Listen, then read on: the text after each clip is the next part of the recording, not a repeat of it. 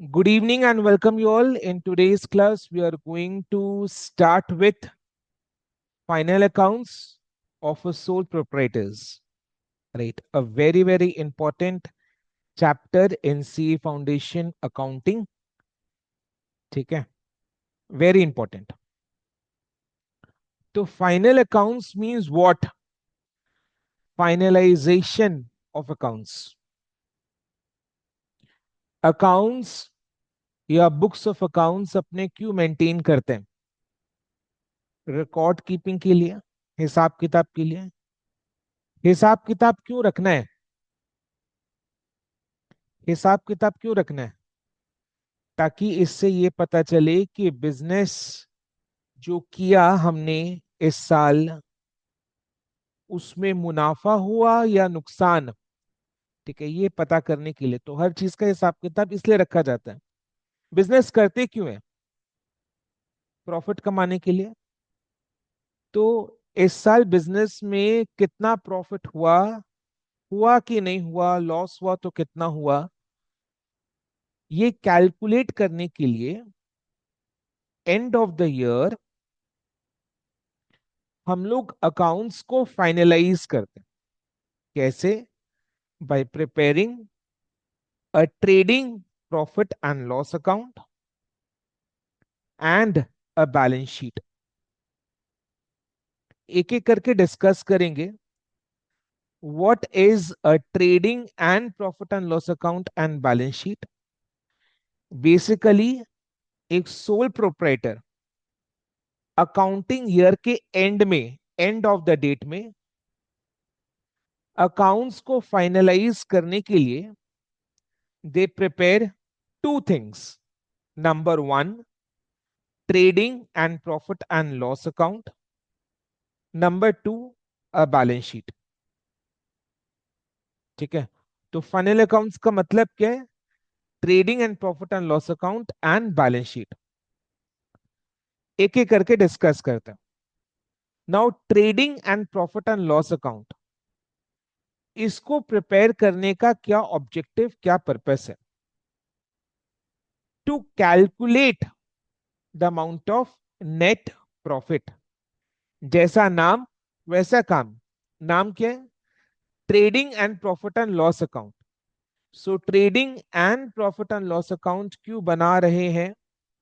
To calculate the amount of net profit और net loss during the year. यानी पूरे साल बिजनेस जो हमने किया है उसमें अगर प्रॉफिट हुआ तो कितने अमाउंट का, लॉस इनकर किए तो कितने अमाउंट का, ये निकालने के लिए अपने trading and profit and loss account prepare करते हैं। Right, okay. So trading and profit and loss account का पहला पार्ट इज ट्रेडिंग अकाउंट। तो पहले अपने डिस्कस करेंगे trading account. So trading and profit and loss account का पहला पार्ट इज ट्रेडिंग अकाउंट। तो अपने को पहले क्या डिस्कस करना है? Trading account. ठीक है, trading account. Trading, trading means what? To trade. Trade means what? Buy and sell goods. Right, buy and sell goods, that is trade. Okay, so business का जो मेन ऑपरेशंस है, जो कि goods को खरीद कर बेचना है या गुड्स को प्रोड्यूस करके बेचना है, ये मेन ऑपरेशंस करके बिजनेस ने कितना कमाया, यानी खरीद कर बेच कर जो मेन ग्रॉस प्रॉफिट है वो कितना कमाया। सो ट्रेडिंग अकाउंट प्रिपेयर करने का ऑब्जेक्टिव ये है कि ट्रेड करके, गुड्स को खरीद कर उसको बेचकर जो प्रॉफिट है या लॉस है वो कितना हुआ साल में, वो कैलकुलेट करने के ऑब्जेक्टिव से अपने ट्रेडिंग अकाउंट बनाते हैं। ठीक है, सो ट्रेडिंग अकाउंट बनाने का main objective is to calculate gross profit or gross loss as a result of trade. ठीक है, तो इस अकाउंट से कनेक्टेड डिस्कशन अभी अपने करने वाले हैं। तो अपने को स्टडी मटेरियल ओपन कर लेना है। स्टडी मटेरियल का पेज नंबर 7.7 में आ जाओ। पेज नंबर 7.7 में आ जाओ। ठीक है, जैसा कि हमने डिस्कस किया, trading and profit and loss account क्यों बनाते हैं? टू कैलकुलेट नेट प्रॉफिट और net loss. Trading and profit and loss account का first part is trading account. Trading account क्यों बनाते हैं? To know the gross profit और gross loss. What is gross profit? It is the difference between the selling price and cost of goods sold. जैसे अगर अपने से कोई पूछता है ना कि व्हाट इज ग्रॉस प्रॉफिट, तो अपने इन जनरल क्या आंसर करते हैं कि ट्रेडिंग अकाउंट बनाकर जो नेट अमाउंट आता है that is called gross profit और gross loss. But that is not the correct answer to define what is gross profit. So what is gross profit? It is a difference between the selling price and the cost of goods sold, COGS. ठीक है, right. सो जो मैं underline कर रहा हूं वो आप लोग को भी मटेरियल में अंडरलाइन करते रहना है। एंड जितना अपने डिस्कस कर रहे हैं क्लास में उतना ही आपको एग्जाम के लिए पढ़ना है, इससे ज्यादा करने की जरूरत नहीं है। ठीक है, देखो याद है हम लोग इन्वेंट्रीज के चैप्टर में क्लोजिंग स्टॉक कुछ इस तरीके से कैलकुलेट करते थे, which is opening stock at purchases at direct expenses. Purchases net का मीनिंग क्या है? It is total purchases minus purchases return। ठीक है, नेट मतलब परचेजेस रिटर्न को माइनस करने के बाद जो अमाउंट आ रहा है that is called net purchases. जितना मैं अंडरलाइन कर रहा हूं आप लोग को भी करना है, एंड जो मैं लिख रहा हूं वो भी आप लोग को लिखना है। ठीक है, एंड इतना ही एग्जाम के लिए भी पढ़ना है। तो परचेजेस से लेस परचेजेस रिटर्न करके जो अमाउंट आता है that is called net purchases. इसके साथ अपने डायरेक्ट एक्सपेंसेस ऐड करेंगे। डायरेक्ट एक्सपेंसेस का मतलब क्या है? जो परचेजेस से डायरेक्टली कनेक्टेड हो। जो परचेजेस से डायरेक्टली कनेक्टेड हो यानी कि वो खर्चे जो परचेज किए हुए गुड्स को सेलेबल कंडीशन में लाने के लिए इनकर किया जाता है। सेलेबल कंडीशन में लाने के लिए इनकर किया जाता है that is called direct expenses. ठीक है, राइट। जैसे carriage inward, carriage inward is what? अपने जब सप्लायर से गुड्स परचेज करते हैं तो सप्लायर के यहां से बिजनेस जो एंटिटी है उसके वेयरहाउस में लाने तक का जो transportation expenses called carriage inward. तो ये परचेजेस से डायरेक्टली कनेक्टेड है, that is why it is called direct expenses. Direct expenses का इन डेप्थ में डिस्कशन अपने इंटरमीडिएट लेवल में करेंगे in the subject cost accounting. ठीक है, तो कॉस्ट का ये पार्ट होगा। So opening stock add purchases add direct expenses करके जो अमाउंट आ रहा है that amount is what called what? बोलो ये अमाउंट क्या है? Opening stock add purchases add direct expenses करके जो अमाउंट ये वाला आ रहा है उसको क्या बोलते हैं? Selling price. The cost of goods available for sale. Cost of goods, Available for sale. Cost of goods available for cell. ये बिल्कुल से बिल्कुल अपने कौन से चैप्टर में डिस्कस किए? इन्वेंट्रीज के चैप्टर में। सो this is cost of goods available for sale. यानी जो गुड्स बेचने के लिए हमारे पास रेडी है पूरे साल, उसका ये कॉस्ट है। ओपनिंग स्टॉक पिछले साल से करेंट ईयर में लेकर आए, इसको भी करेंट ईयर में बेचना है। देन करेंट ईयर में कुछ एडिशनल परचेजेस किए हैं एंड उससे कनेक्टेड डायरेक्ट एक्सपेंसेस करके जो अमाउंट आ रहा है, that is the total cost of the goods available for sale. यानी साल भर में बेचने के लिए हमारे पास जो गुड्स अवेलेबल था, उसका total cost of goods available for cell इस तरीके से निकालते हैं। ये अपने एकदम आराम से डिटेल में डिस्कस किए थे in the chapter inventories. Okay, तो this is amount of cost of goods available for sale, जिसमें से जो गुड्स हमने बेच डाला, गुड्स सोल्ड का कॉस्ट को, कॉस्ट ऑफ गुड्स सोल्ड को अगर अपने माइनस कर दे, this is amount of cost of goods available for sale. इससे अगर अपने माइनस कर दे कॉस्ट ऑफ गुड्स सोल्ड, यानी जो गुड्स हमने बेच दिया, करेंट ईयर में बेच दिया, उसका कॉस्ट को अगर माइनस कर दे, हटा दे, तो क्या निकलेगा? अनसोल्ड स्टॉक का cost, which is closing stock का कॉस्ट। अगर अपने cost of goods available for sale से माइनस कर दे कॉस्ट ऑफ गुड्स सोल्ड, यानी जो गुड्स हमने करेंट ईयर में बेचा, उसका कॉस्ट को अगर अपने माइनस कर दे from the cost of goods available for sale, तो क्या निकलेगा? अनसोल्ड गुड्स का कॉस्ट, राइट, अनसोल्ड गुड्स का कॉस्ट, यानी कॉस्ट ऑफ क्लोजिंग स्टॉक। समझ में आया? ये सोनो, तो क्या डिस्कस किया अपने? डिस्कस यही हुआ है कि opening stock plus purchases plus direct expenses is equal to cost of goods available for cell.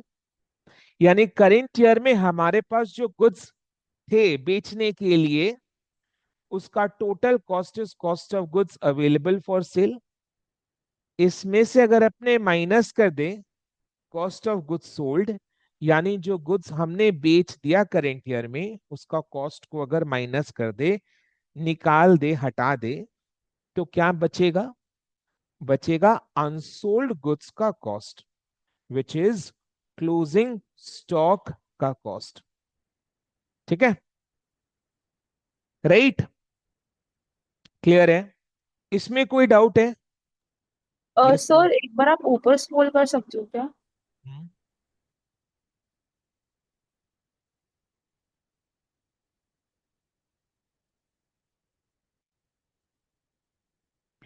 ठीक है, चलो अब नेक्स्ट अपने को देखो बेटा, इसके नीचे एक एग्जाम्पल दिया हुआ है, राइट? ये एग्जाम्पल अपने सेल्फ प्रैक्टिस करेंगे, तो ये अपना होम टास्क है। ठीक है, इसको पढ़ना जरूर है, राइट? तो ये एग्जाम्पल को एक बार गो थ्रू करना है घर में। ठीक है, अब ट्रेडिंग अकाउंट का एक सिंपल सा फॉर्मेट अपने एक बार डिस्कस कर लेते हैं, जो अपना क्लास 11 में किया हुआ है, बट फ्रेश एक बार सीए फाउंडेशन अकाउंटिंग लेवल का डिस्कशन इसके रेस्पेक्ट में तो बनता ही है। अच्छा, ट्रेडिंग अकाउंट है ये, ट्रेडिंग अकाउंट है, तो it's an account, ledger account, जिसके दो साइड्स होंगे। The left hand side is called the debit side, the right hand side is called the credit side. Yes, the left hand side is called the debit side, the right hand side is called the credit side। अच्छा, मेरे को बताओ trading account का nature of account कैसा है? Nominal. Nominal. Nominal nominal क्यों? Because अपने इसमें अपने नॉमिनल क्यों? नॉमिनल क्यों? बिकॉज नॉमिनल अकाउंट मतलब क्या? Expenses income. तो ट्रेडिंग अकाउंट में अपने एक्सपेंसेस इनकम का हिसाब रख रहे हैं, तो ट्रेडिंग अकाउंट का nature of account is nominal account. ठीक है, लिख सकते हैं इसको। जैसा मैं स्क्रीन में करते जा रहा हूं मटेरियल में, आप लोग को एज इट इज करते जाना है एंड उतना ही एग्जाम के लिए करके जाना है, राइट? एंड जो मैं होम टास्क दे रहा हूं उसको क्लास खत्म होने के बाद कर लेना। ठीक है, so trading account is a nominal account. अच्छा, नॉमिनल अकाउंट यानी रूल क्या है नॉमिनल अकाउंट का? Debit all expenses and losses, credit all incomes and gains. तो ट्रेडिंग अकाउंट का जो डेबिट साइड है उसमें सारे खर्चे रिकॉर्ड होंगे, एंड ट्रेडिंग अकाउंट का जो क्रेडिट साइड है उसमें सारे incomes and gains and revenues record होंगे, है ना? सो ट्रेडिंग अकाउंट के डेबिट साइड में सारे खर्चे रिकॉर्ड होंगे, ट्रेडिंग अकाउंट के क्रेडिट साइड में सारे इनकम्स रेवेन्यूज एंड गेन्स जो भी अपने कहे वो सब क्रेडिट साइड में आ जाएंगे। ऑफ ऑफ जो बिजनेस एंटिटी है उसका नाम। ठीक है, for the year end date, ये अपने पूरे साल के लिए बनाते ईयर के एंड में। सो अगर अपना ईयर एंड हो रहा है 31 मार्च 2025, यानी अपने ट्रेडिंग अकाउंट कौन से फाइनेंशियल ईयर के लिए बना रहे, कौन बता सकता है? अगर अपना ईयर एंड हो रहा है 31 मार्च 2025, तो अपने ट्रेडिंग अकाउंट कौन से फाइनेंशियल ईयर के लिए बना रहे हैं? 24-25 के लिए। हाँ, 24-25। एक्सेलेंट। ठीक है, सो 24-25, यानी मेरे को बताओ ये वाला अकाउंटिंग ईयर जो है फाइनेंशियल ईयर, ये कौन से डेट में स्टार्ट हुआ? स्टार्टिंग डेट बताओ। 2024। 1 अप्रैल 2025, एक्सेलेंट। ठीक है, एंड ईयर कब एंड हो रहा है? 31 मार्च 2025। ओके, क्लियर है? ओके, सो ट्रेडिंग अकाउंट के डेबिट साइड का डिस्कशन कर रहे हैं। डेबिट साइड में क्या आ रहा है? डेबिट साइड में सारे एक्सपेंसेस आ रहे हैं। तो देखो डेबिट साइड में फर्स्ट आइटम क्या है? To opening stock. To opening stock. Debit side में अपने जो भी लिखते हैं वो टू करके लिखते हैं। अकाउंट है ना, लेजर अकाउंट में तो ऐसे ही करते हैं, डेबिट साइड में जो लिखते हैं अपने टू करके लिखते हैं, एंड क्रेडिट साइड में जो लिखते हैं वो बाई करके लिखते हैं। तो ट्रेडिंग अकाउंट की डेबिट साइड का पहला item is opening stock. Opening stock क्या है? ये वो गुड्स का कॉस्ट है जो प्रीवियस ईयर अनसोल्ड रह गया था। अनसोल्ड रह गया था तो उसको करेंट ईयर में बेचना है। करेंट ईयर में अगर बेचना है तो उसका खर्चा करेंट ईयर में लिया जाएगा। यस और नो? ओपनिंग स्टॉक का मतलब क्या? जो प्रीवियस ईयर अनसोल्ड रह गया था तो उसको करेंट ईयर में बेचना है। अगर उसको करेंट ईयर में बेच रहे हैं तो उसका खर्चा भी करेंट ईयर में लिया जाना चाहिए। जिस ईयर अपने सेल करते हैं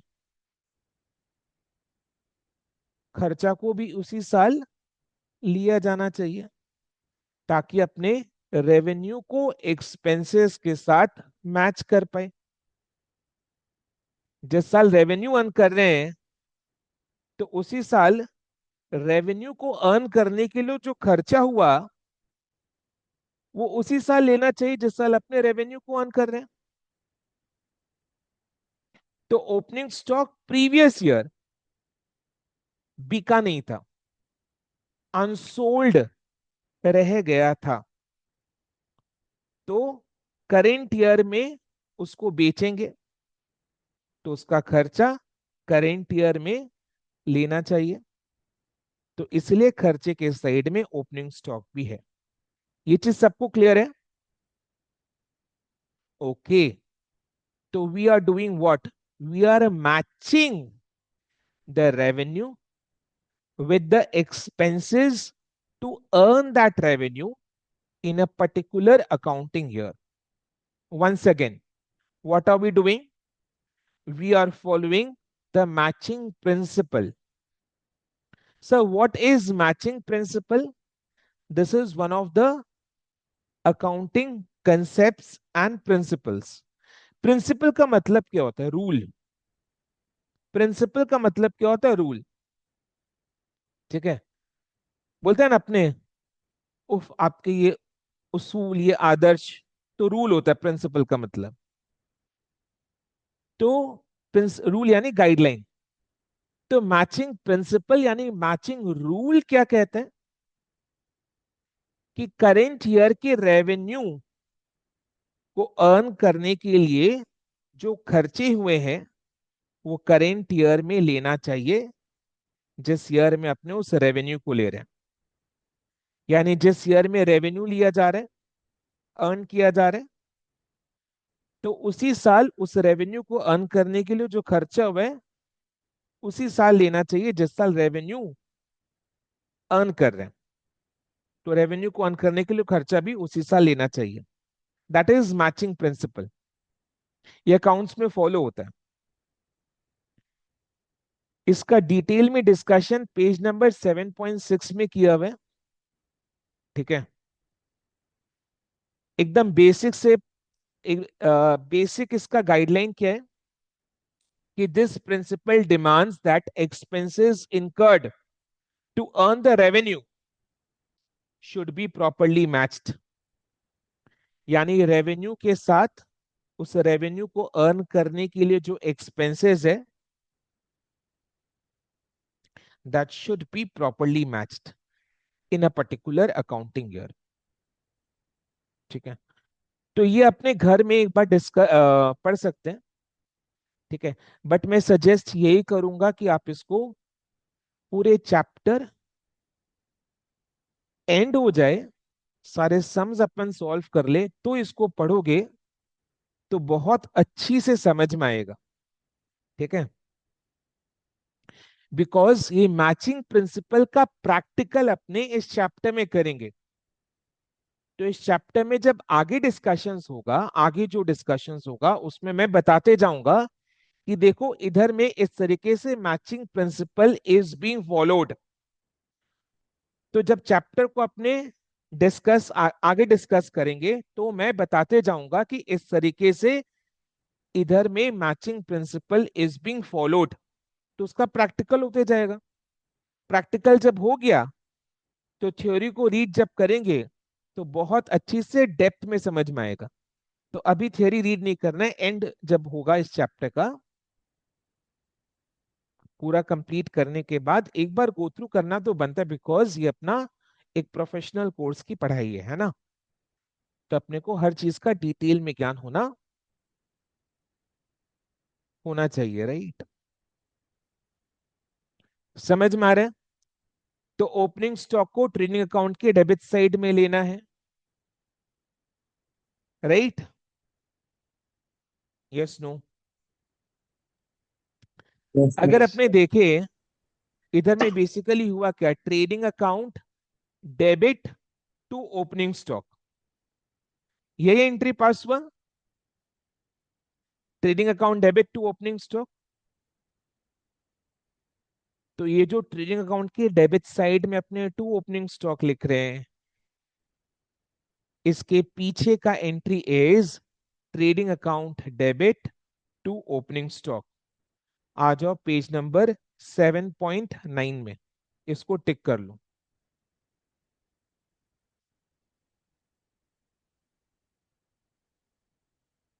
ओके, सो जो मैं टिक करवा रहा हूं वही पढ़ना है. सो इसका कंटेंट एज सच रीड करने का जरूरत नहीं अपन को.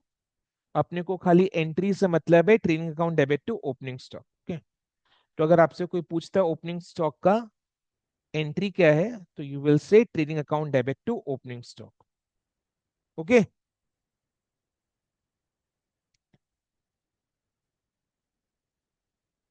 देन ट्रेडिंग अकाउंट के डेबिट साइड में है जिधर अपने सारे एक्सपेंसेस को जोड़ रहे हैं, ट्रेड रिलेटेड यानी buying related, buying and selling, buying related, so सारे खर्चे को जोड़ रहे हैं।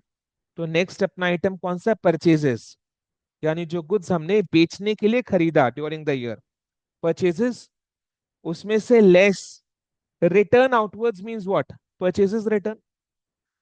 तो करके जो अमाउंट इधर में आ रहे हैं that is called net purchases, that is called net purchases. जो मैं लिख रहा हूं अब आप लोग को भी लिखते रहना है, that is called net purchases.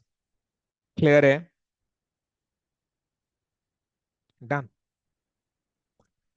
Okay, तो अब परचेजेस से कनेक्टेड एंड परचेजेस रिटर्न से कनेक्टेड डिस्कशन को अपने थोड़ा डिटेल में करने जा रहे हैं। ठीक है, तो जो मैं कर रहा हूं स्क्रीन में वो आप लोग को कॉपी में नोट करना है। कॉपी में नहीं नोट, नहीं तो कम से कम मटेरियल में कहीं जगह बनाकर उसको नोट करना है। ठीक है, क्लियर? तो अगर अपने एक परचेजेस अकाउंट बनाए,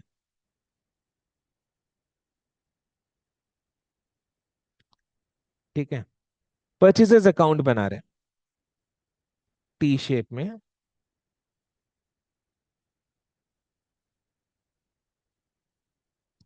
राइट? ठीक है, यस नो? चलो, सपोज कैश परचेजेस होता है, तो कौन मेरे को कैश परचेजेस का जर्नल बता सकता है?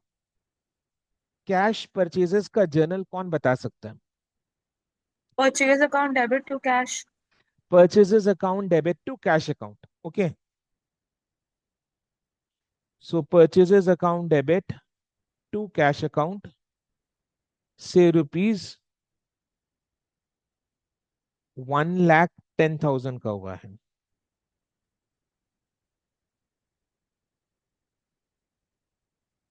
ओके, देन क्रेडिट परचेजेस का एंट्री कौन बता सकता है? Purchases account debit to Creditors. Creditors account, so purchases account debit to creditors account, perfect. से ये 1,90,000 का हुआ है। ठीक है, ओके। सो ये थ्रू आउट द ईयर इतना अमाउंट का cash purchases and credit purchases हुआ है। तो डेफिनेटली एक साथ तो 1,10,000 का कैश परचेज हुआ नहीं होगा, कुछ कुछ डेट्स में हुआ होगा। तो उसका सम टोटल में 1,10,000 एक ही बार में टू कैश करके लिख रहा हूं समझाने के लिए। सिमिलरली क्रेडिट परचेजेस का टोटल अमाउंट 1,90,000 है, ये एक बार में नहीं हुआ, थ्रू आउट द ईयर अलग अलग डेट्स में अलग अलग अमाउंट का हुआ है। तो एक बार समझाने के लिए एक साथ में टोटल क्रेडिट परचेजेस 1,90,000 का लिख रहा हूं। यानी throughout the year total purchases कितना हुआ? What is the total amount, who can tell me? 3,00,000 का टोटल परचेजेस हुआ, परफेक्ट। 3,00,000 का टोटल परचेजेस हुआ। सपोज करेंट ईयर में परचेजेस रिटर्न नहीं है, ठीक है, परचेजेस रिटर्न नहीं है, अज्यूम करें परचेजेस रिटर्न के साथ भी डिस्कशन करेंगे, बट एक बार के लिए समझो कि परचेजेस रिटर्न नहीं है, तो there is no purchases return. यानी ट्रेडिंग अकाउंट की डेबिट साइड में टू परचेजेस कितना अमाउंट का आएगा? Final amount will be rupees, trading account के डेबिट साइड में टू परचेजेस कितना अमाउंट 3 का lakh. आएगा? Rupees 3,00,000। There is no purchase return, there is no return outwards, so trading account की डेबिट साइड में टू परचेजेस 3,00,000 का आएगा final amount. तो सोचो जरा, ट्रेडिंग अकाउंट के डेबिट साइड में टू परचेजेस 3,00,000, तो एंट्री क्या पास हो रहा है? Trading account debit to purchases, trading account के डेबिट साइड में टू परचेजेस 3,00,000, तो एंट्री इसके पीछे क्या पास हो रहा है? Trading account debit to purchases, यानी कि अगर ट्रेडिंग अकाउंट की डेबिट साइड में 2 परचेजेस आ रहे हैं तो इसका कॉरेस्पॉन्डिंग इफेक्ट परचेजेस अकाउंट के क्रेडिट साइड में आएगा बाय ट्रेडिंग अकाउंट। ये वाला लिखना नहीं है, बाय ट्रेडिंग अकाउंट अभी नहीं लिखना है। अभी अपने को परचेजेस अकाउंट की डेबिट साइड में to cash 1,10,000, to creditors account 1,90,000 तक ही लिखना है। बाई ट्रेडिंग अकाउंट 3 लाख, ये खाली समझो, एक बार लिखने के लिए मैं बोलूंगा, अभी नहीं लिखना है ना। सो ट्रेडिंग अकाउंट के डेबिट साइड में टू परचेजेस 3 लाख, तो परचेजेस अकाउंट के क्रेडिट साइड में by trading account 3 lakh. Correct? Yes, no? Okay. तो इससे हो क्या रहे, परचेजेस अकाउंट में बैलेंस बच रहा है या बंद हो जा रहा है? परचेजेस अकाउंट, बंद हो जा रहे हैं। परचेजेस अकाउंट बंद हो जा रहा है। Purchases account is getting closed. So इस तरीके से ट्रेडिंग अकाउंट में ट्रांसफर हो जाने के बाद, note the words, mark the words, trading account में ट्रांसफर हो जाने के बाद परचेजेस अकाउंट इज क्लोज्ड। तो क्लोज कैसे हुआ? क्लोज कैसे हुआ? बाय ट्रेडिंग अकाउंट करने के बाद, यानी परचेजेस अकाउंट क्लोज कैसे हुआ? क्या एंट्री पास हुआ परचेजेस अकाउंट को क्लोज करने के लिए? Trading account debit to purchases account. तो परचेजेस अकाउंट को क्लोज, परचेजेस अकाउंट को क्लोज करने के लिए क्या एंट्री पास हुआ? Trading account debit to purchases account 3 lakh. So this is the closing entry. Closing entry to close purchases account. आप देखोगे इसी तरीके से आगे डिस्कशन में, आप देखोगे कि इसी तरीके से हर एक नॉमिनल अकाउंट, हर एक nominal account is closed in trading and profit and loss account. Trading and profit and loss account में जाकर हर एक नॉमिनल अकाउंट ईयर एंड में क्लोज हो जाता है। Trading and profit and loss account में जाकर हर एक नॉमिनल अकाउंट ईयर एंड में क्लोज हो जाता है। जैसा कि अभी परचेजेस अकाउंट क्लोज हुआ है by transfer to the trading account. ठीक है? So this is the closing entry. कभी कभी एग्जाम में क्लोजिंग एंट्रीज भी पूछता है ना? तो we should know what is the closing entry. सो परचेजेस के लिए the closing entry is trading account debit to purchases account 3 lakh. Clear? Okay. तो अब अपने परचेजेस रिटर्न के साथ डिस्कशन को आगे करते हैं। सो सपोज परचेजेस रिटर्न से 10,000 रुपीज का हुआ है। परचेजेस रिटर्न का लेजर बना रहे हैं। परचेजेस रिटर्न के लिए क्या एंट्री पास करते हैं अपने? जब परचेजेस रिटर्न होता है, यानी सप्लायर को अपने माल रिटर्न कर रहे हैं, तो क्या एंट्री पास होता है परचेजेस रिटर्न के time? Supplier account debit to purchase return. Creditors account debit to purchases return. Creditors account debit to purchases return. Creditors account debit क्यों? सो क्योंकि क्रेडिटर्स, हमने तो उससे गुड्स लिए थे, हम उसको वापस कर देते हैं। सो आप बोलो बोलो बोलो, continue. so basically, if for example if I bought 1 lakh of goods from you, so hmm creditor को वापस चला जाता है, so I don't have that goods anymore. Hmm So creditor debit हो जाता है क्योंकि मेरा एक्सपेंस कम हो रहा है। सुनो, creditors is a liability for the business, right?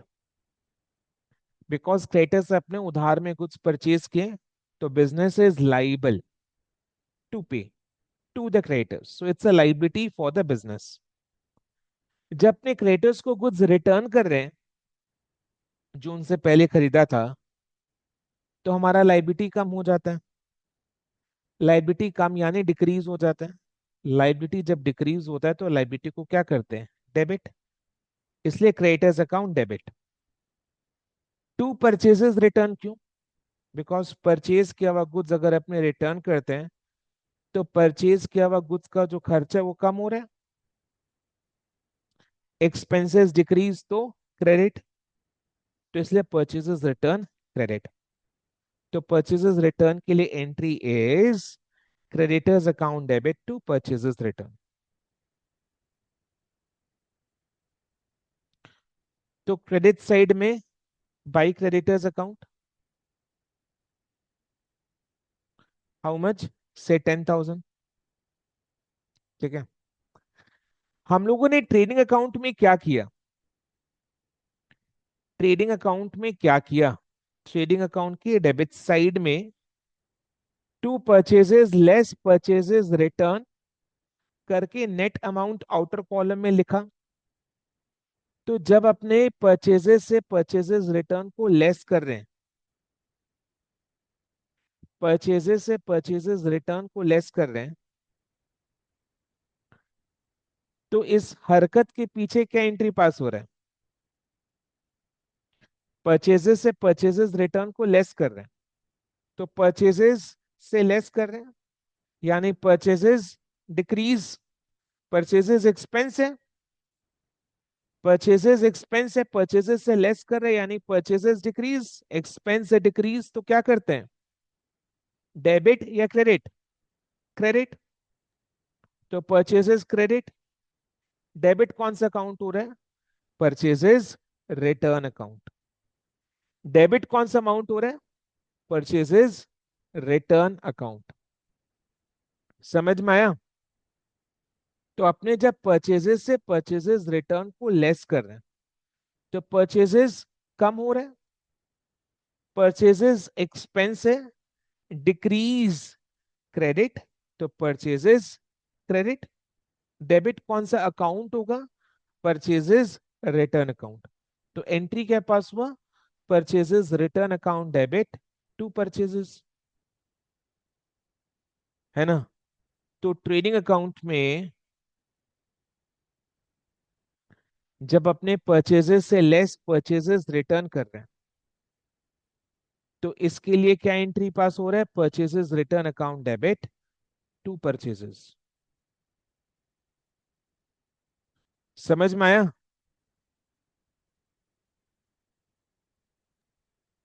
Yes no? Yes, yes. है ना?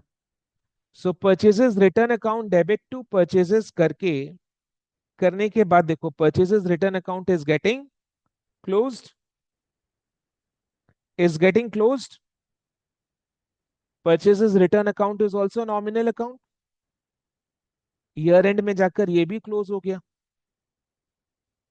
अब देखो परचेजेस यानी purchases return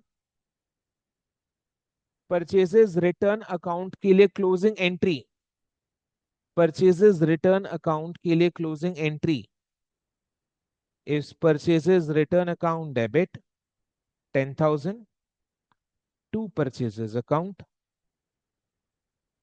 10,000। So purchases return के लिए closing entry is purchases return account debit to purchases. ये परचेजेस रिटर्न अकाउंट के लिए क्लोजिंग एंट्री है। तो परचेजेस रिटर्न अकाउंट की डेबिट साइड में टू परचेजेस अकाउंट, तो इसीलिए अपने ट्रेडिंग अकाउंट में डेबिट साइड में टू परचेजेस से लेस परचेजेस रिटर्न करते हैं। तो परचेजेस से जब लेस परचेजेस रिटर्न कर रहे हैं तो इसके लिए क्या एंट्री पास हो रहा है? Purchases return account debit to purchases. तो इससे हमारा परचेजेस का ledger account is getting closed. तो closing entry to close purchases return account is purchases return account debit to purchases. अब इसका कॉरेस्पॉन्डिंग इफेक्ट परचेजेस अकाउंट के बाई साइड में आएगा। इसका कॉरेस्पॉन्डिंग इफेक्ट परचेजेस अकाउंट के बाई साइड में आएगा।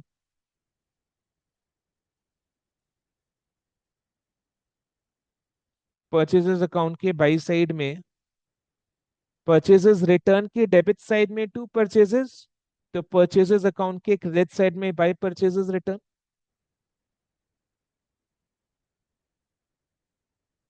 कितना? 10,000। अब परचेजेस हुआ था 3 लाख, परचेजेस रिटर्न 10,000, तो नेट परचेजेस कितना? 2,90,000। यही अपना ट्रेडिंग अकाउंट के डेबिट साइड में आउटर कॉलम में 2,90,000, ट्रेडिंग अकाउंट के डेबिट साइड में आउटर कॉलम में 2,90,000 नेट परचेजेस। तो ट्रेडिंग अकाउंट के डेबिट साइड में 2,90,000 नेट परचेजेस, तो परचेजेस अकाउंट के क्रेडिट साइड में बाई ट्रेडिंग अकाउंट 2,90,000। यानी ट्रेडिंग अकाउंट में हमेशा इफेक्ट नेट परचेजेस का ही जाएगा, ऑब्वियसली, बिकॉज 10,000 का माल तो रिटर्न हो गया ना। तो नेट परचेजेस 2,90,000।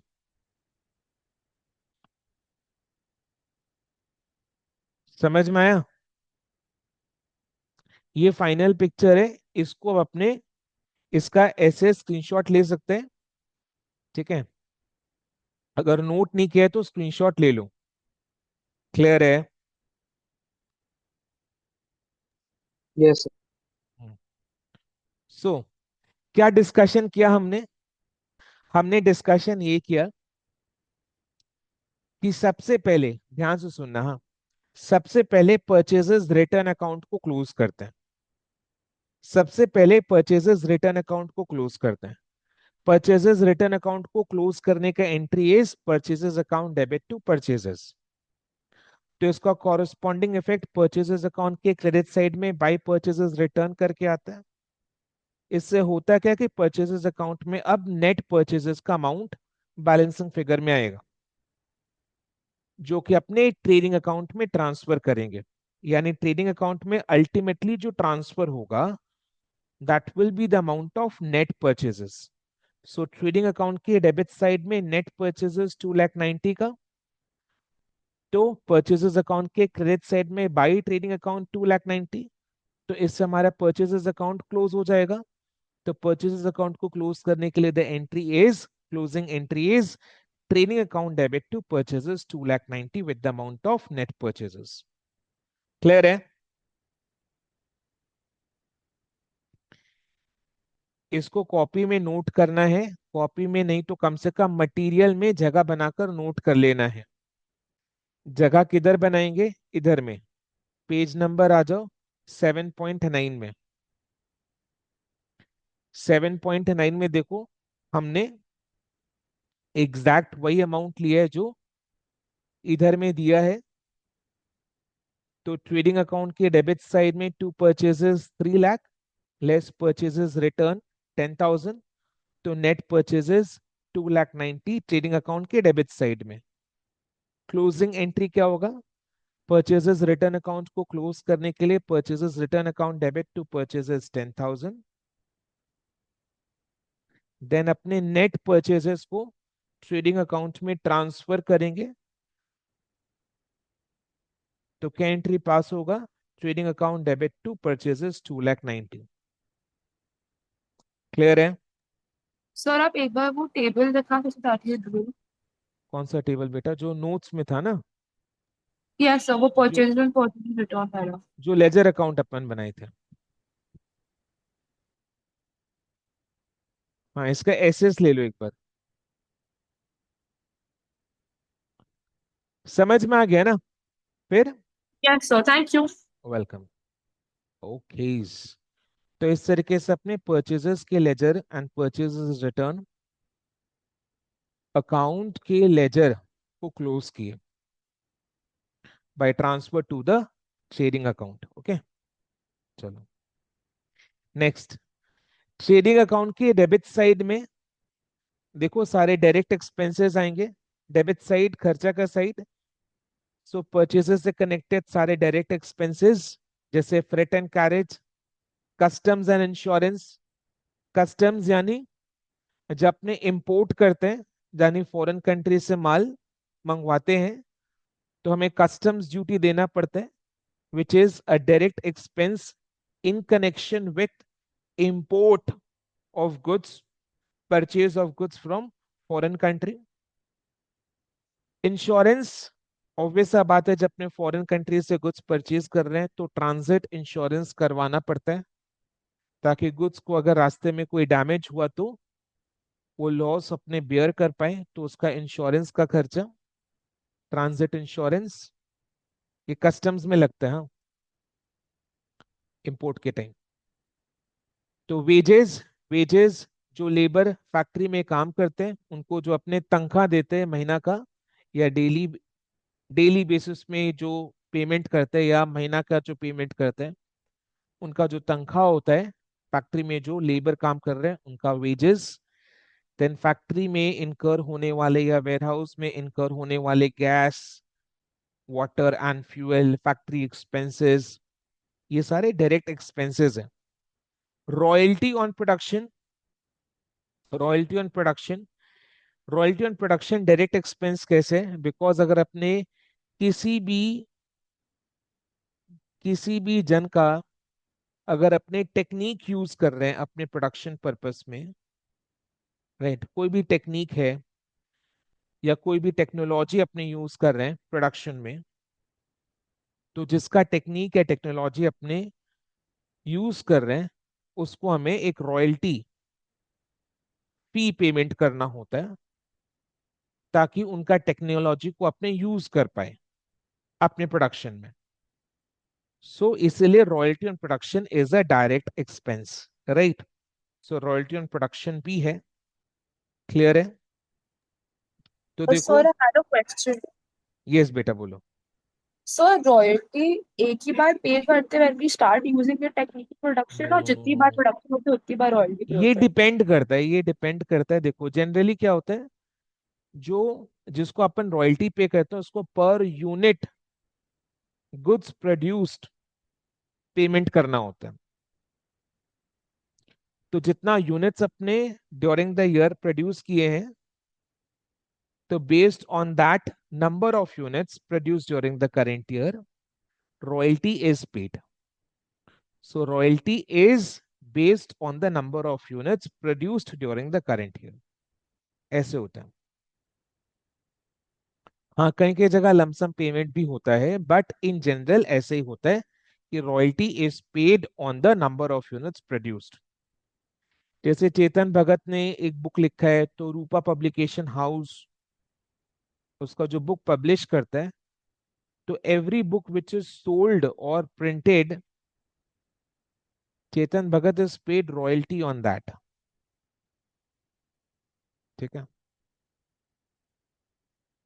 सो देखो, अपने ट्रेडिंग अकाउंट की डेबिट साइड में टू डायरेक्ट एक्सपेंसेस हम लोग एक्चुअली में कैसे करने वाले हैं?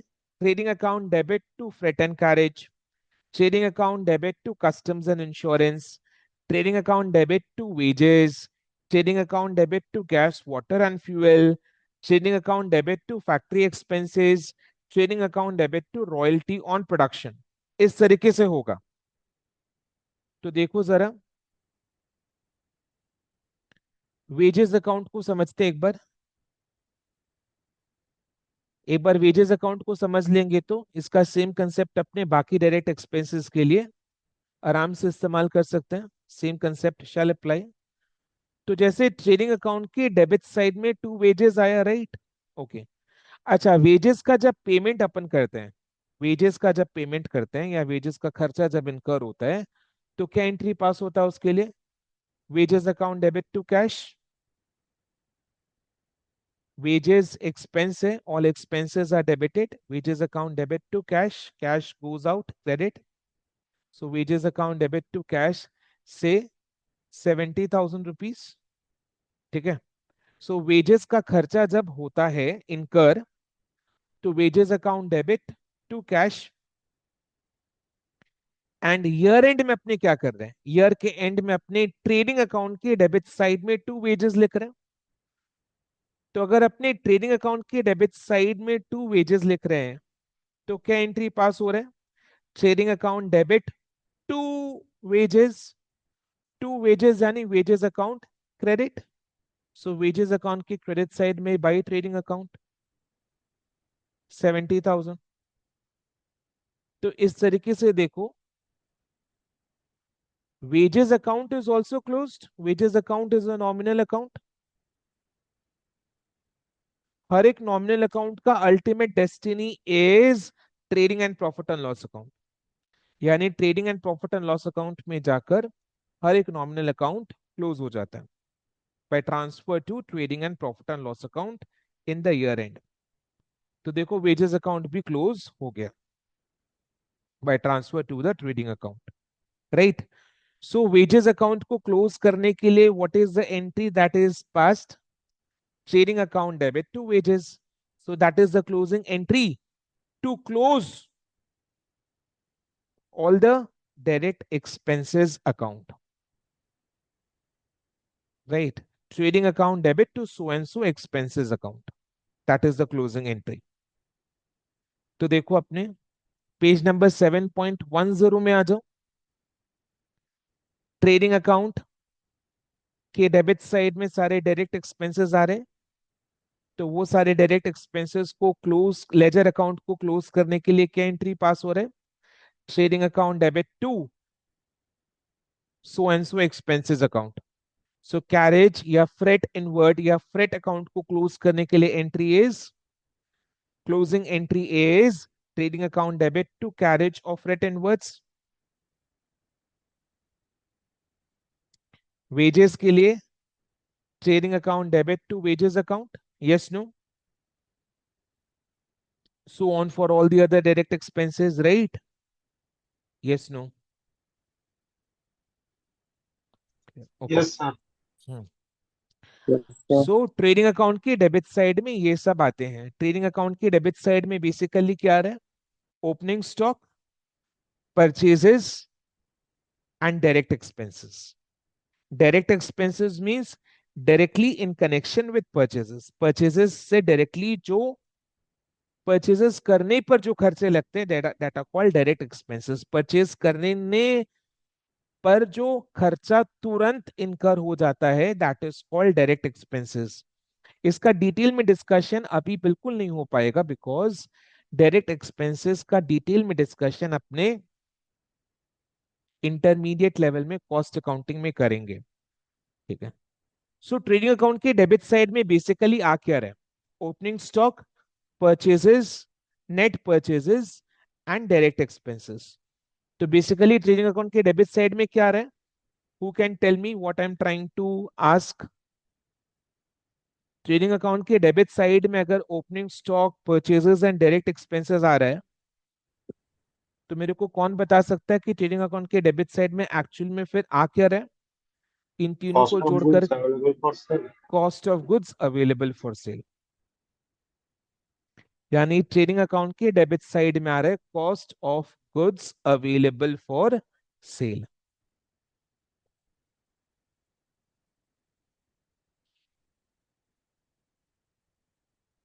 समझ में आया?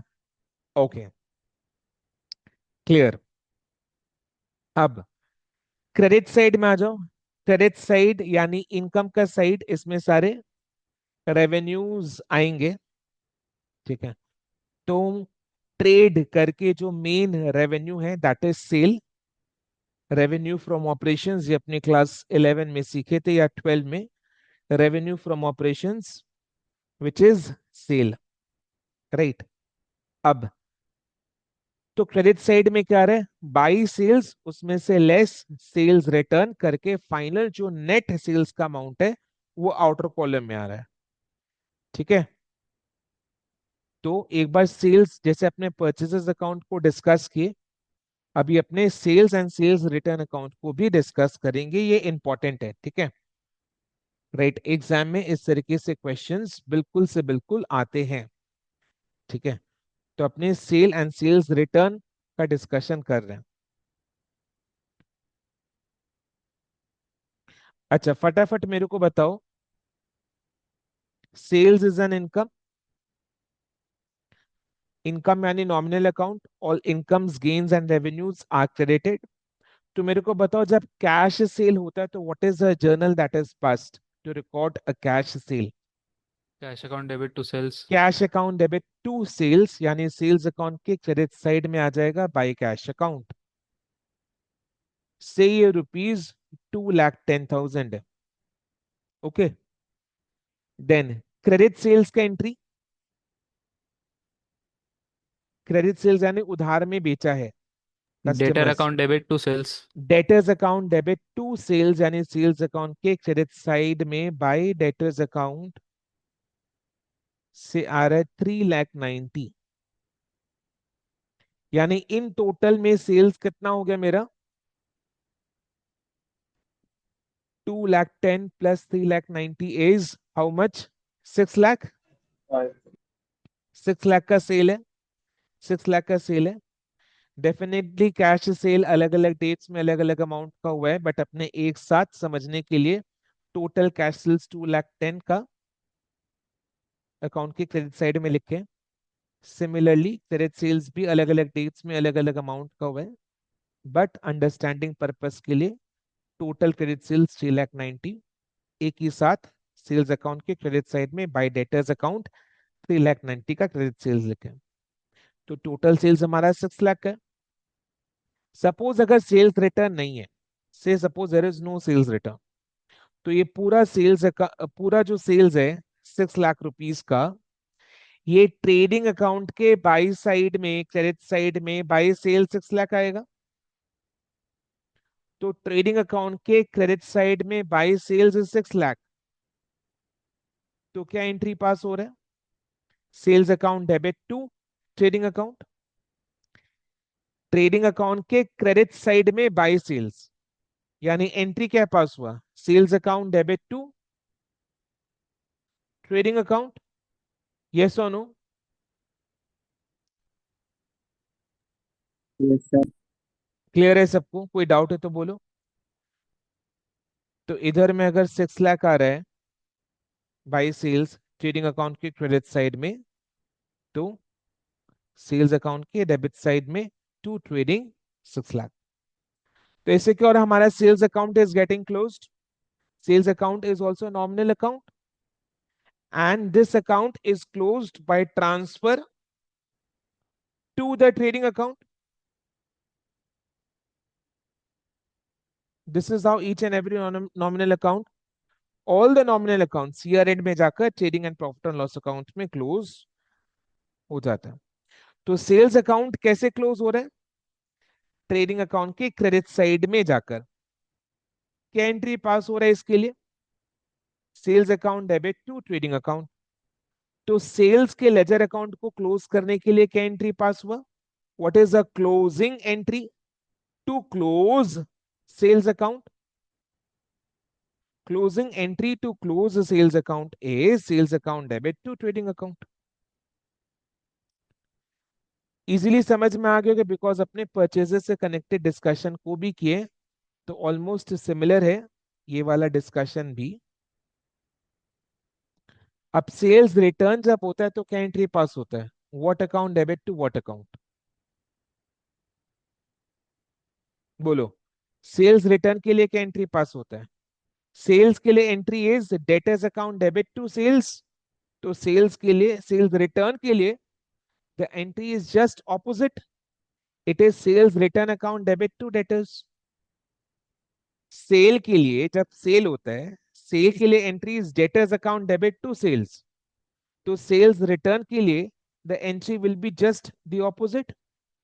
So it will be sales return account debit to debtors. Sales return account debit to debtors यानी sales return account के डेबिट साइड में टू debtors। जब सेल रिटर्न होगा तो वो इस तरीके से रिकॉर्ड से 60,000। यस और नो? राइट। अब ट्रेडिंग अकाउंट में प्रेजेंटेशन कैसे हो रहा है? ट्रेडिंग अकाउंट में प्रेजेंटेशन कैसे हो रहा है? ट्रेडिंग अकाउंट के क्रेडिट साइड में अपने क्या कर रहे हैं? ट्रेडिंग अकाउंट के क्रेडिट साइड में अपने by sales 6 lakh, total sales हमारा 6 लाख का है, और इसमें से 60,000 का सेल्स रिटर्न हुआ है। सेल्स रिटर्न को अपने सेल्स से लेस करके नेट सेल्स 5,40,000, क्रेडिट साइड में आउटर कॉलम में 5,40,000 लिख रहे हैं, राइट। तो अपने क्या कर रहे हैं, सेल्स रिटर्न को सेल्स से लेस कर रहे हैं, यानी सेल्स डिक्रीज हो रहे हैं। सेल्स इनकम है, सेल्स इनकम है, सेल्स रिटर्न को अपने क्या कर रहे हैं, सेल्स से लेस कर रहे हैं, यानी सेल्स डिक्रीज हो रहे हैं।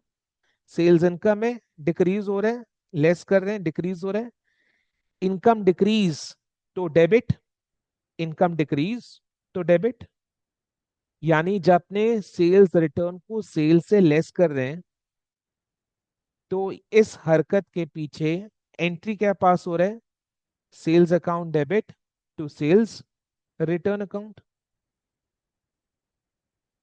Agree with me? Yes, sir. तो sales account debit to sales return account. तो अब इसका पोस्टिंग देखो, sales return account, sales account debit to sales return account. तो देखो इसका पोस्टिंग किधर होगा, सेल्स रिटर्न अकाउंट के क्रेडिट साइड में by sales account 60,000, and then sales account के डेबिट साइड में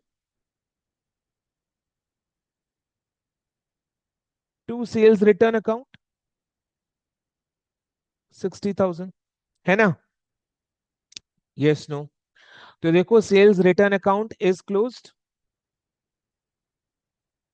तो पहले अपन सेल्स रिटर्न को क्लोज करेंगे। सेल्स रिटर्न अकाउंट को क्लोज करने, क्लोज करने के लिए क्लोजिंग एंट्री क्या है, what is the closing entry to close sales return account, sales account debit to sales return account 60,000, ठीक है। तो पहले सेल्स रिटर्न को क्लोज किया, सेल्स रिटर्न को कैसे क्लोज किया, सेल्स में ट्रांसफर करके, सेल्स से लेस करके, यानी सेल्स अकाउंट को डेबिट करके। तो sales account debit to sales return account, तो सेल्स अकाउंट के डेबिट साइड में देखो टू सेल्स रिटर्न आ गया 60,000। अब सेल्स अकाउंट को अगर अपने बैलेंस करेंगे तो बैलेंसिंग फिगर कितना आ रहा है, 5,40,000। ये 5,40,000 क्या है, नेट सेल्स, जो कि ट्रेडिंग अकाउंट के बाई साइड में आ रहा है। तो नेट सेल्स 5,40,000 ट्रेडिंग के बाई साइड में, तो इसका कॉरेस्पॉन्डिंग सेल्स अकाउंट के डेबिट साइड में टू ट्रेडिंग 5,40,000। तो देखो ये करने से सेल्स अकाउंट हमारा क्लोज हो गया। तो सेल्स अकाउंट को क्लोज करना के लिए closing entry is sales account debit to trading account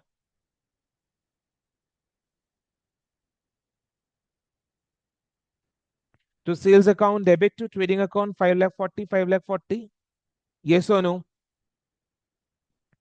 यानी क्या कंक्लूजन निकाला आपने, पहले सेल्स रिटर्न को क्लोज करेंगे, एंट्री पास होगा sales account debit to sales return, then sales account को क्लोज करेंगे जिसमें नेट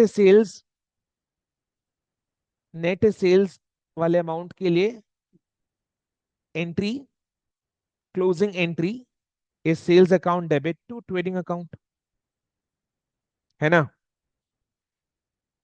तो एक चीज अगर अपने ऑब्जर्व करें, इफ वी ऑब्जर्व, ये वाला हमारा सेल्स रिटर्न अकाउंट को क्लोज करने का एंट्री है, ये वाला हमारा सेल्स अकाउंट को क्लोज करने का एंट्री है। ऑब्जर्वेशन खाली, discussion over, sales account and sales return account discussion is over. अब ऑब्जर्वेशन, अगर अपने ऑब्जर्व करें तो ये दोनों एंट्रीज का combined effect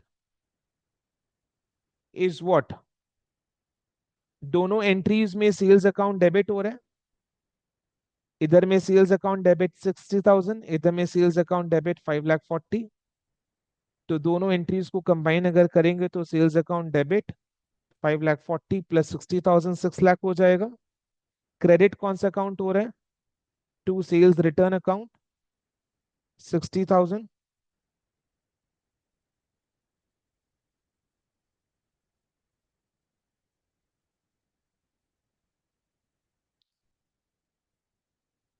to trading account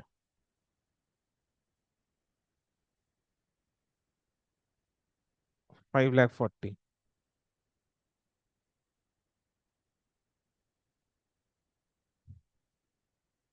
है ना?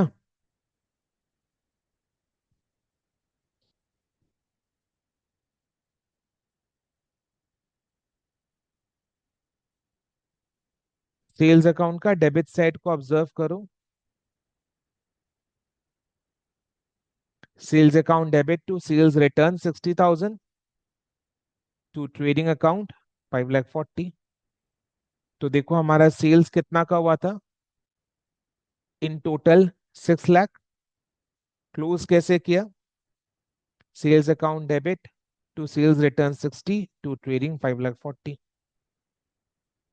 क्लियर? तो सोचो ना, sales account debit to sales return करने से सेल्स रिटर्न क्लोज हो गया, तभी जाकर अपने ट्रेडिंग अकाउंट के क्रेडिट साइड में लेस सेल्स रिटर्न करते हैं।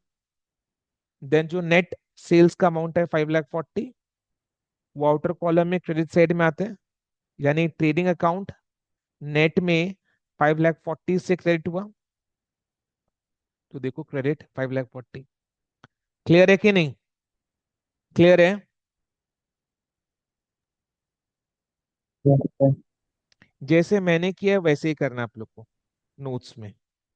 तो जिनका जिनका नोट्स कॉपी नहीं हुआ है तो उन लोग स्क्रीनशॉट ले सकते हैं, एंड देन क्लास खत्म होते ही इसको नोट कर सकते हैं मटेरियल में या कॉपी में, जिधर भी आप कंफर्टेबल हो।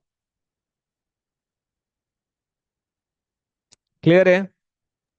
Yes sir. ओके। तो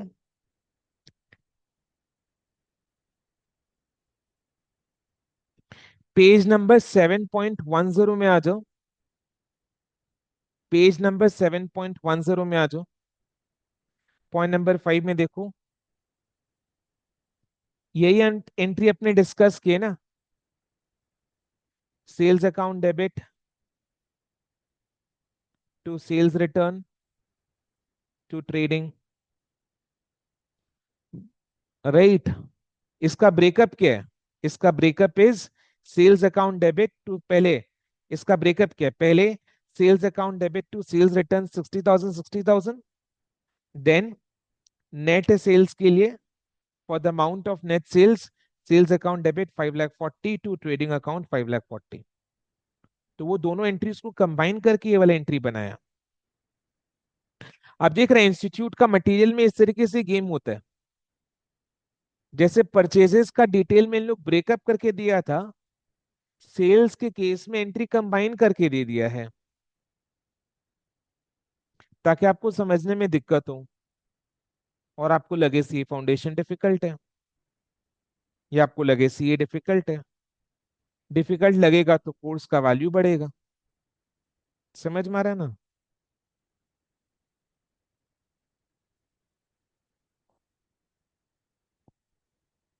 done.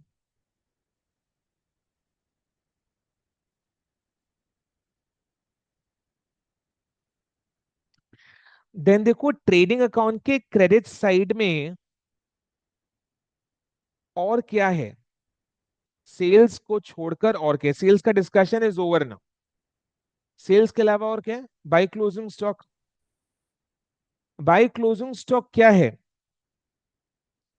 Bye closing stock means unsold stock का कॉस्ट, करेंट ईयर के एंड में जो गुड्स बिका नहीं, अनसोल्ड रह गया, उसका कॉस्ट है क्लोजिंग स्टॉक। तो ये क्रेडिट साइड में क्या कर रहा है, सुनना अच्छे से, ये कोई इनकम तो है नहीं, तो ये क्रेडिट साइड में क्या कर रहा है, closing stock is not income ना, ये अपना कमाई या रेवेन्यू नहीं है, जैसे सेल है, this is not income, this is not revenue. तो फिर भी ये क्लोजिंग स्टॉक ट्रेडिंग अकाउंट के क्रेडिट साइड में कर क्या रहा है। ध्यान से सुनो इसका पीछे का रीजन, रीजन ये है कि क्लोजिंग स्टॉक अनसोल्ड है, ईयर के एंड में जो अनसोल्ड स्टॉक पड़ा हुआ है उसका कॉस्ट इज क्लोजिंग स्टॉक। तो ये वो माल है जो करेंट ईयर में नहीं बिका, करेंट ईयर में अगर ये माल नहीं बिका तो इसका खर्चा करेंट ईयर में लेना चाहिए या नहीं लेना चाहिए, नहीं। नहीं लेना चाहिए, बिकॉज अपने मैचिंग प्रिंसिपल फॉलो करते हैं, matching principal is a rule. तो अगर ये स्टॉक हमारा रेवेन्यू जनरेट नहीं किया, करेंट ईयर में ये बिका नहीं, रेवेन्यू जनरेट नहीं किया करेंट ईयर में, तो इसका खर्चा करेंट ईयर में नहीं लेना चाहिए।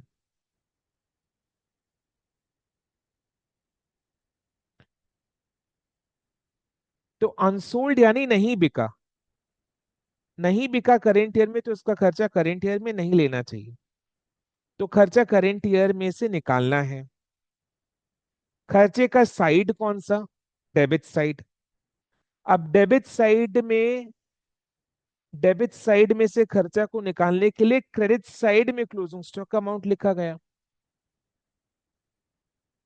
समझ में आया ना, खर्चे का साइड हमारा डेबिट साइड है, डेबिट साइड में opening stock, purchases and direct expenses है, यानी ट्रेडिंग अकाउंट के डेबिट साइड में है cost of goods available for cell, trading account के डेबिट साइड में opening stock, net purchases and direct expenses है, यानी ट्रेडिंग अकाउंट के डेबिट साइड में है cost of goods available for sale, जिसमें से ये क्लोजिंग स्टॉक वाला आइटम्स नहीं बिका, अनसोल्ड है, तो इसका खर्चा अपने को करेंट ईयर में नहीं लेना है, यानी करेंट ईयर से, यानी करेंट ईयर के खर्चे में से इसको हटाना है, माइनस करना है, रिमूव करना है, बोलकर ऑपोजिट साइड, खर्चे का ऑपोजिट साइड, खर्चे का साइड नहीं debit side, opposite side is credit side, तो इसलिए खर्चे का ऑपोजिट साइड क्रेडिट साइड में लिखा है इसको, समझ में आ रहा है। ये जो क्लोजिंग स्टॉक का खर्चा अपने करेंट ईयर में से निकाल रहे हैं, हटा रहे, बेसिकली निकाल नहीं रहे, हटा रहे, तो इसका खर्चा आप कौन से ईयर में जोड़ोगे, नेक्स्ट ईयर, करेंट ईयर में नहीं बिका तो नेक्स्ट ईयर इसको बेचना है, तो इसका खर्चा नेक्स्ट ईयर जोड़ेंगे, नेक्स्ट ईयर ये बन जाएगा नेक्स्ट ईयर का ओपनिंग स्टॉक, और ओपनिंग स्टॉक कौन से साइड में आता है, डेबिट साइड में आता है, तो नेक्स्ट ईयर के ट्रेडिंग अकाउंट के डेबिट साइड में करेंट ईयर का जो क्लोजिंग स्टॉक है वो नेक्स्ट ईयर ट्रेडिंग अकाउंट के डेबिट साइड में ओपनिंग स्टॉक बनकर आएगा, नेक्स्ट ईयर बेचेंगे तो खर्चा नेक्स्ट ईयर लेना है, तो नेक्स्ट ईयर के ट्रेडिंग अकाउंट के डेबिट साइड में ये ओपनिंग स्टॉक बनकर आएगा। इसी तरीके से कहानी होता है, समझ में आ रहा है कि नहीं आ रहा है, यस सर। क्लियर ना। ट्रेडिंग अकाउंट की कहानी बुक्स में, ट्रेडिंग अकाउंट की कहानी बुक्स में, ट्रेडिंग अकाउंट की कहानी बुक्स में शुरू कैसे होती है, through this trading account, closing stock की कहानी, क्लोजिंग स्टॉक की कहानी बुक्स में शुरू कैसे होती है, थ्रू दिस ट्रेडिंग अकाउंट। यानी होता क्या है, जैसे ईयर एंड में या ईयर एंड के आसपास, ईयर एंड में या ईयर एंड के आसपास वेयरहाउस में, गोडाउन में जितना भी माल पड़ा हुआ है उसका स्टॉक टेकिंग होता है, यानी काउंटिंग होता है, काउंटिंग होकर उसका अमाउंट या कॉस्ट असर्टन किया जाता है, तो वो हमारा होता है cost of closing stock. Closing stock related discussions detail में अपने इन्वेंटरीज वाले चैप्टर में किए हैं, तो वो डिस्कशंस इधर में कैरी फॉरवर्ड हो रहे हैं, यूज हो रहे हैं। तो ईयर एंड के आसपास वेयरहाउस में, गोडाउन में जो स्टॉक पड़ा हुआ है अनसोल्ड, उसका वैल्यूएशन, उसका कॉस्ट निकाला जाता है, that is cost of closing stock. तो जब अमाउंट निकालना हो जाएगा तब उसको बुक्स में लाएंगे, यानी क्लोजिंग स्टॉक बुक्स में ईयर एंड में ही आता है। तो ईयर एंड में कैसे आता है, कहां पर आता है, ट्रेडिंग अकाउंट के क्रेडिट साइड में। तो how is closing stock brought into the books,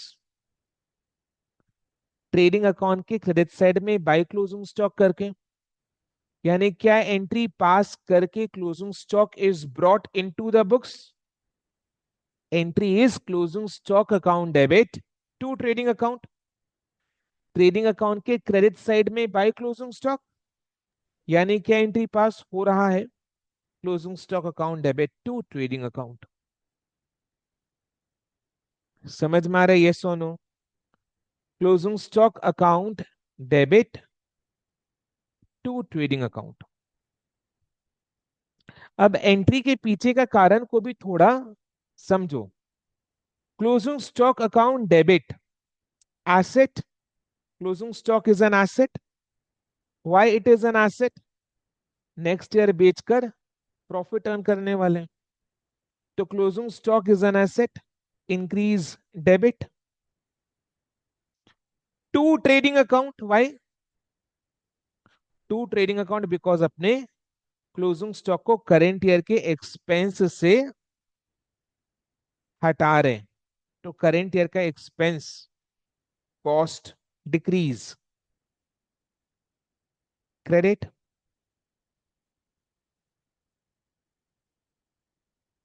cost expense decrease credit ही होगा ना, तो इसलिए ट्रेडिंग अकाउंट क्रेडिट।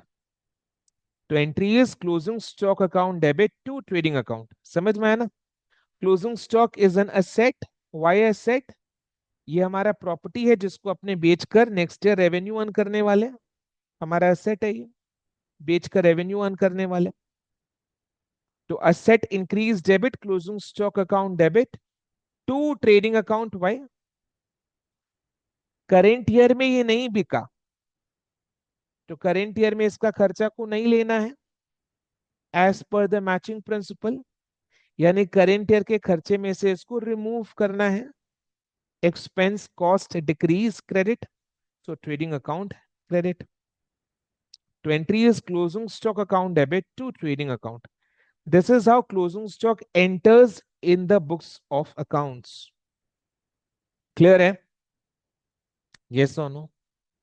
तभी अगर आपको याद होगा क्लास 11 में फाइनल अकाउंट्स के क्वेश्चन में,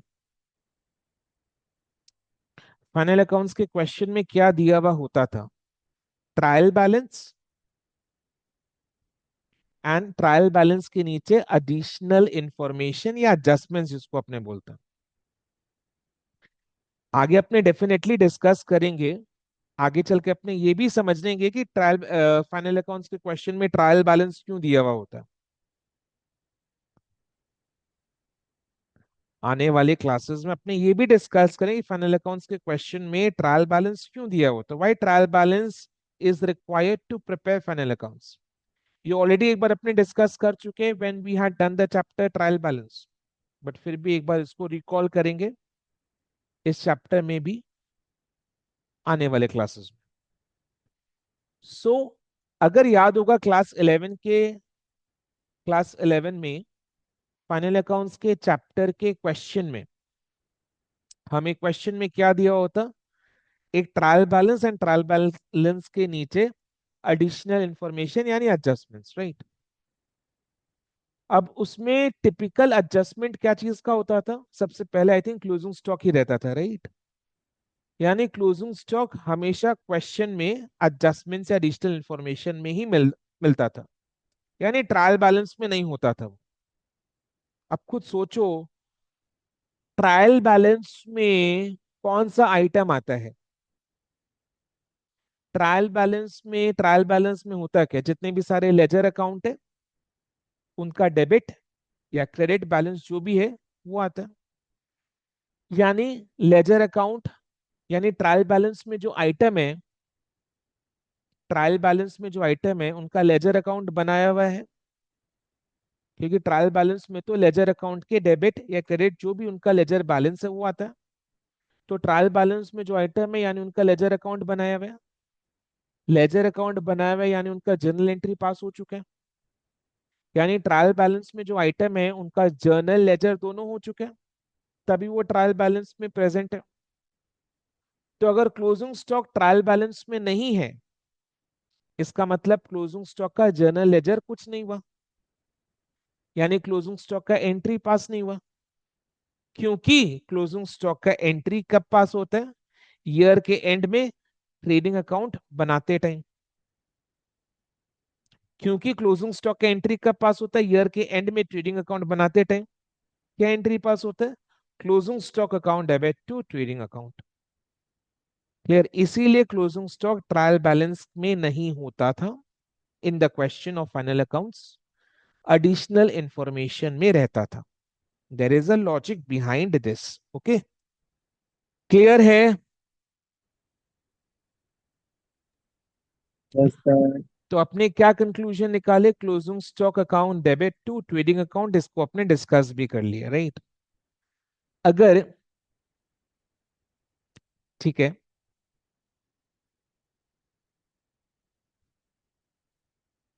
मेरे को बताना, अगर सपोज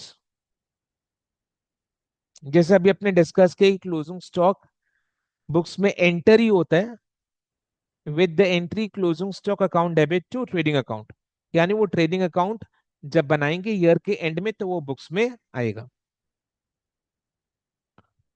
तो अगर अपने को क्लोजिंग स्टॉक ट्रेडिंग अकाउंट बनाने से इमीडिएटली पहले बुक्स में लाना हो,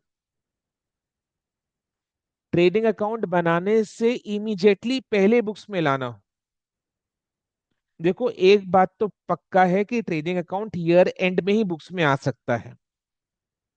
ईयर एंड के आसपास आ सकता है, ईयर एंड से बहुत पहले या बाद में नहीं आ सकता। ईयर एंड में ही बुक्स में आता है क्लोजिंग स्टॉक, नाम ही है क्लोजिंग स्टॉक। तो ये बात फिक्स है। तो क्वेश्चन ये है कि अगर क्लोजिंग स्टॉक ट्रेडिंग अकाउंट से इमीडिएटली पहले, ट्रेडिंग अकाउंट बनाने से इमीडिएटली पहले अगर बुक्स में लाना हो तो क्या एंट्री पास करके लाया जा सकता है?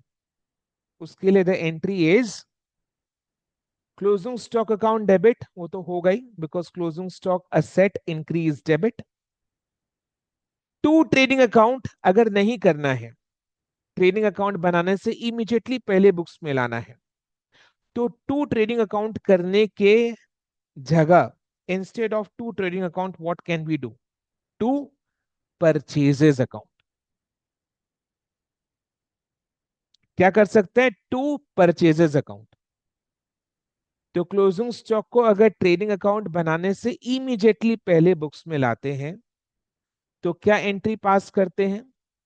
It is closing stock account debit to purchases account. Very logical.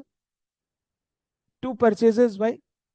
Because ये वो आइटम्स है, ये वो परचेज किया आइटम्स है जो करेंट ईयर में नहीं बिका, तो करेंट ईयर के खर्चे में से इसको हटाना यानी लेस।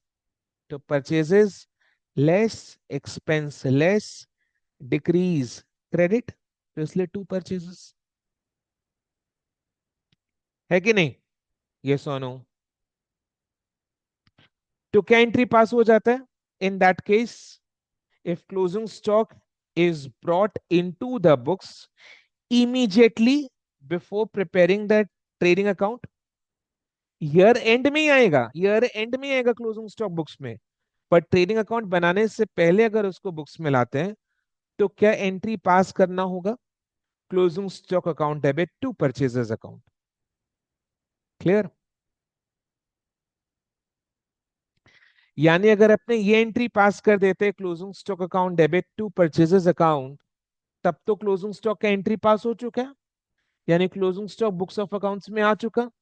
यानी अब ट्रायल बैलेंस में भी क्लोजिंग स्टॉक दिखाई देगा या नहीं देगा? Yes, sir. दिखाई देगा। दिखाई देगा। यानी ट्रायल बैलेंस में अपने को तीन चीज दिखाई देगा, गौर फरमाना। ट्रायल बैलेंस में अपने को तीन चीज दिखाई देगा। ओपनिंग स्टॉक भी दिखाई देगा, नंबर एक। नंबर दो, परचेजेस भी दिखाई देगा। नंबर तीन, क्लोजिंग स्टॉक भी दिखाई देगा। बट क्योंकि हम लोग क्लोजिंग स्टॉक के लिए एंट्री पास किए हैं, closing stock account debit to purchases, तो इससे हमारा परचेजेस का जो अमाउंट है that is being adjusted with the amount of closing stock. तो which is why purchases will be called purchases brackets में adjusted।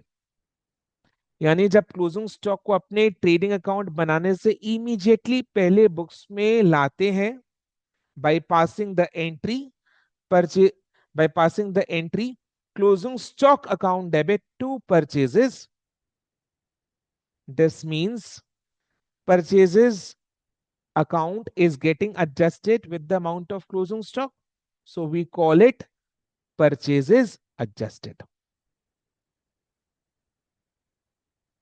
तो क्या डिस्कस किया अपने लास्ट में यही डिस्कस हुआ कि क्लोजिंग स्टॉक को अगर अपने ट्रेडिंग अकाउंट बनाने से पहले बुक्स में लाते हैं, entry is closing stock account debit to purchases.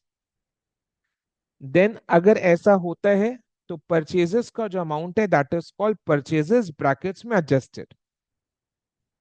Then फिर ट्रायल बैलेंस में क्लोजिंग स्टॉक भी दिखाई देगा बिकॉज उसका एंट्री पास हो चुका है।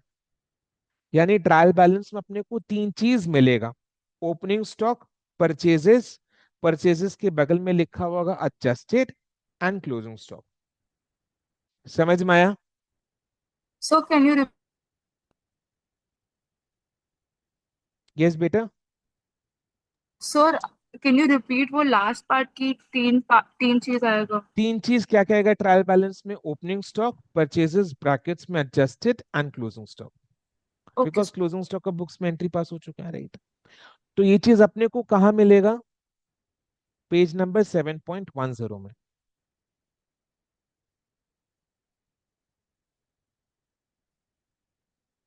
ये normal in general entry pass होता है, ये स्पेसिफिक केसेस में alternatively closing stock can be adjusted with the purchases, तो उसके लिए entry is closing stock account debit to purchases.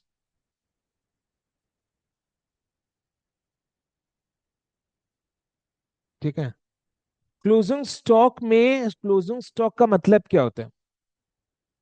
एक इंपॉर्टेंट डिस्कशन कर रहे हैं, ये परचेजेस एंड ट्रेडिंग अकाउंट वाला चीज हो चुका है, अब एक अलग डिस्कशन हो रहा है।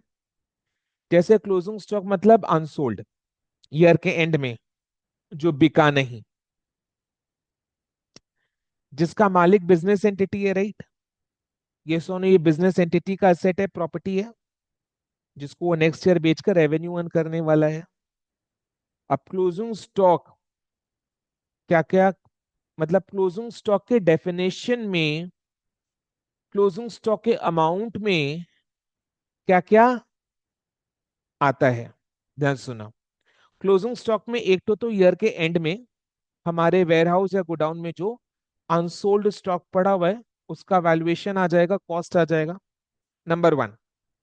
नंबर टू, याद करो इन्वेंट्रीज के चैप्टर में, अगर बिजनेस एंटिटी ने किसी एजेंट, एजेंट का सिनोनिमस कंसाइनी, अगर किसी एजेंट या कंसाइनी को अपने बिहाफ में गुड्स बेचने के लिए दिया है, तो ईयर के एंड में वो जो एजेंट है या कंसाइनी है उसके पास जो अनसोल्ड स्टॉक है उसका मालिक भी ये बिजनेस एंटिटी ही होगा, बिकॉज एजेंट जो है वो बिजनेस एंटिटी के बिहाफ में गुड्स बेचेगा।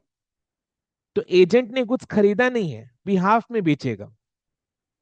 तो ईयर के एंड में एजेंट के पास भी जो अनसोल्ड स्टॉक पड़ा हुआ है उसका मालिक बिजनेस एंटिटी है, तो ये बिजनेस एंटिटी के क्लोजिंग स्टॉक में काउंट हो जाएगा। तो एक कंसाइनमेंट वाला चीज हो गया। दूसरा, याद करो इन्वेंटरीज के चैप्टर में जैसे अगर अपने किसी कस्टमर को ट्रायल बेसिस में गुड्स बेचे हैं, ट्रायल बेसिस में गुड्स बेचे हैं, नया प्रोडक्ट होगा बोलकर, तो कस्टमर को किस बेसिस में सेल किया है? Sale on advertisement. Sale on approval और रिटर्न बेसिस में सेल किया। सेल ऑन अप्रूवल और रिटर्न बेसिस में सेल किया, यानी कस्टमर को हमने ट्रायल बेसिस में बेचा है और उसको टाइम दिया है कि भैया तू से 30 डेज का टाइम ले, ठीक है, 30 डेज में अगर नहीं पसंद आए तो रिटर्न कर देना। तो ऐसा है। तो इन दैट केस ऑल्सो, अगर कस्टमर का अप्रूवल पेंडिंग है, तो जब तक कस्टमर अपना अप्रूवल नहीं दे देता, कस्टमर का अप्रूवल इज पेंडिंग, जब तक कस्टमर का अप्रूवल नहीं आ जाता, वो गुड्स का मालिक कौन है? Business entity. जैसे ही कस्टमर का अप्रूवल आ जाएगा, उसका मालिक कस्टमर बन जाएगा, और जब तक कस्टमर का अप्रूवल नहीं आता तो उसका मालिक कौन है? Business entity. तो एक वो हो गया, है ना, goods lying with customer, pending approval. तो क्लोजिंग स्टॉक में क्या क्या काउंट हो रहा है? क्लोजिंग स्टॉक में क्या क्या काउंट हो रहा है बोलो? क्लोजिंग स्टॉक में एक closing stock unsold stock lying in the godown और warehouse, number one. Number two, consignment में जो कंसाइनी एजेंट के पास हमारा माल अनसोल्ड ईयर के एंड में बचा हुआ है वो। एंड तीसरा, वो कस्टमर जिसको हमने सेल किया है ऑन अप्रूवल और return basis, approval is pending, वो स्टॉक भी आ जाएगा, राइट। तो अपने कहां पर देखेंगे इसको? इधर में पेज नंबर 7.11 में देखो, to the list of finish goods one should also add, यानी काउंट करना है अपने को closing stock. To the list of finish goods यानी क्लोजिंग स्टॉक में काउंट क्या क्या करना है? Goods lying with agents, agents यानी consignee, sent to them on consignment basis, and also the goods sent on approval to the customer जिसका approval is pending। ठीक है।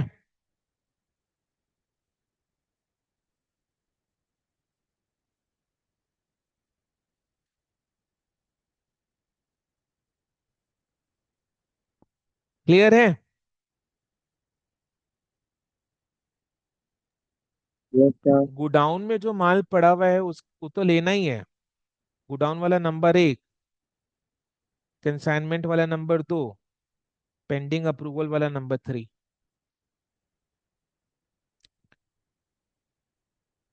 अच्छा, एक चीज डिस्कस करना रह गया, जैसे कि अगर अपने क्लोजिंग स्टॉक को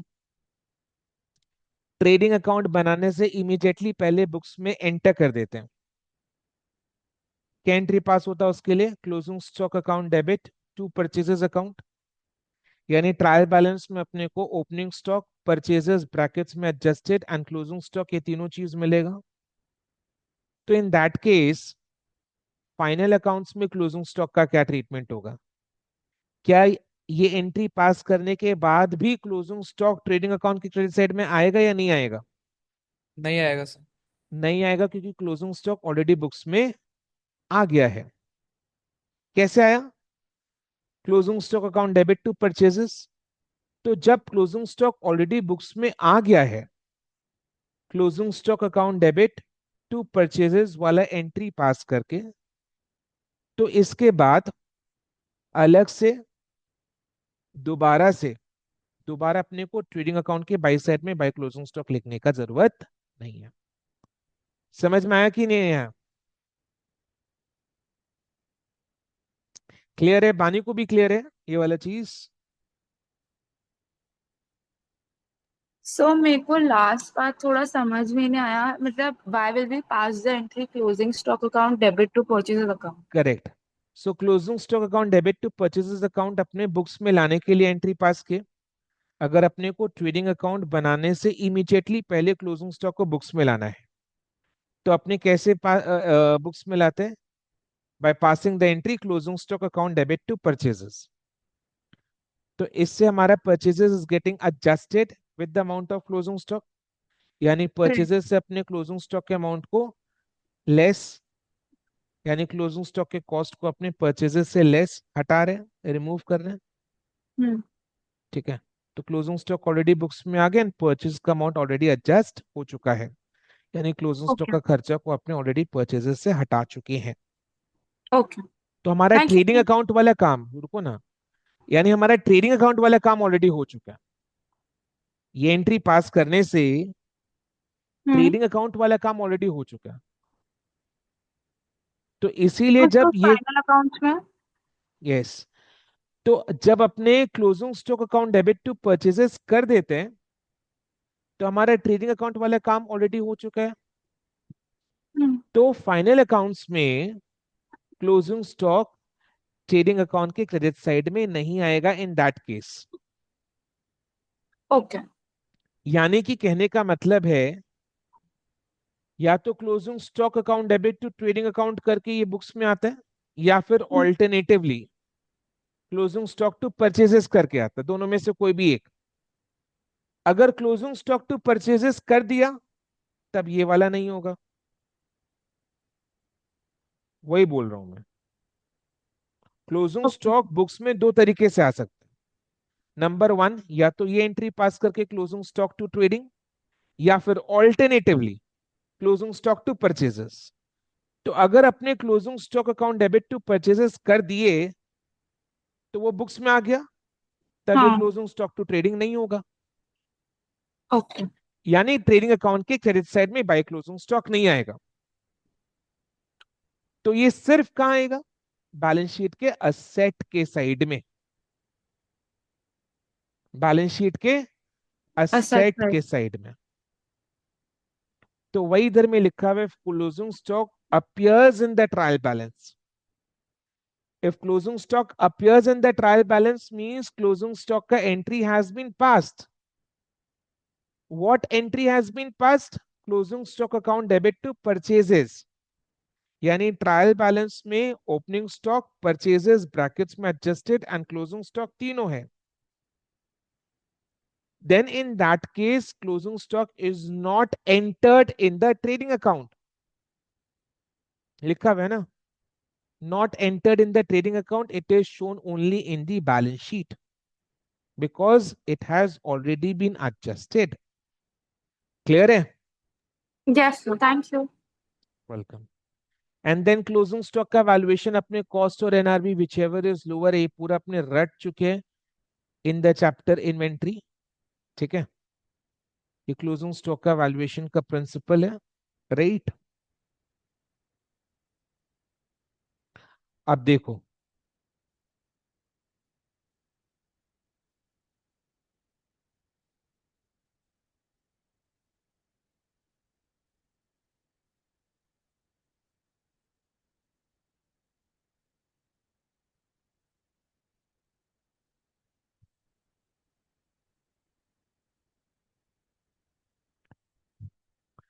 सो क्लोजिंग, ठीक है, सो ट्रेडिंग अकाउंट के डेबिट साइड में क्या है, एक बार शॉर्ट में ट्रेडिंग अकाउंट के डेबिट साइड में क्या है?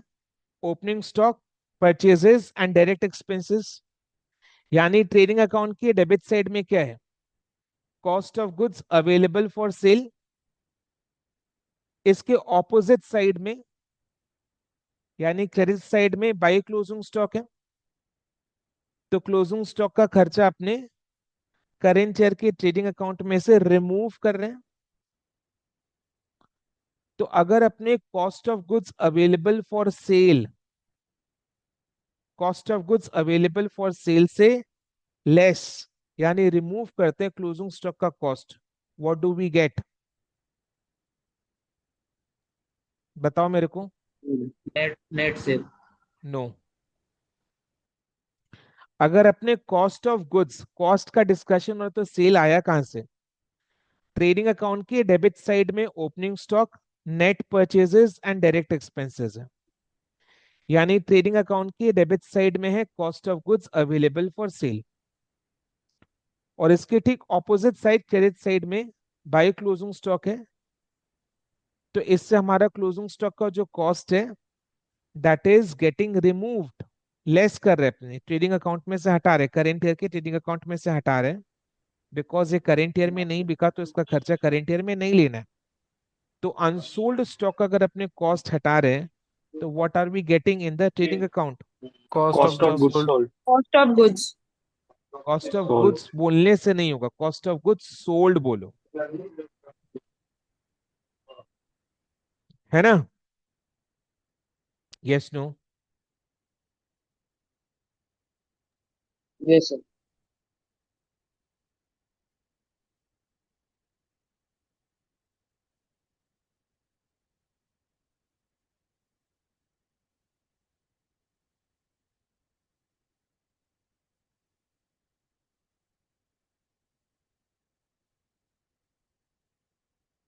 To opening stock,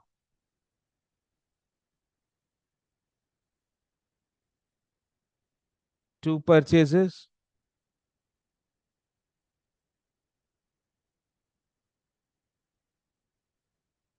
to direct expense.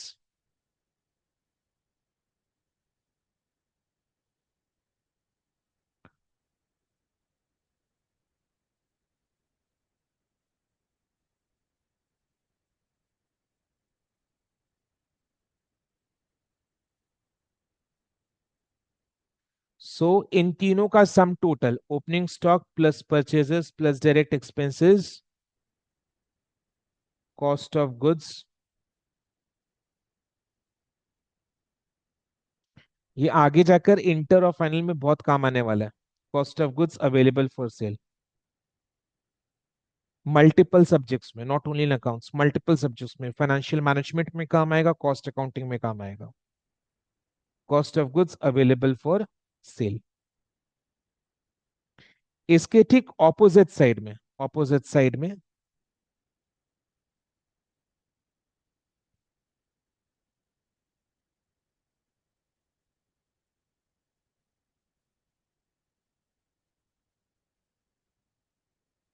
हम लोग बाई क्लोजिंग स्टॉक करके कर क्या रहे हैं?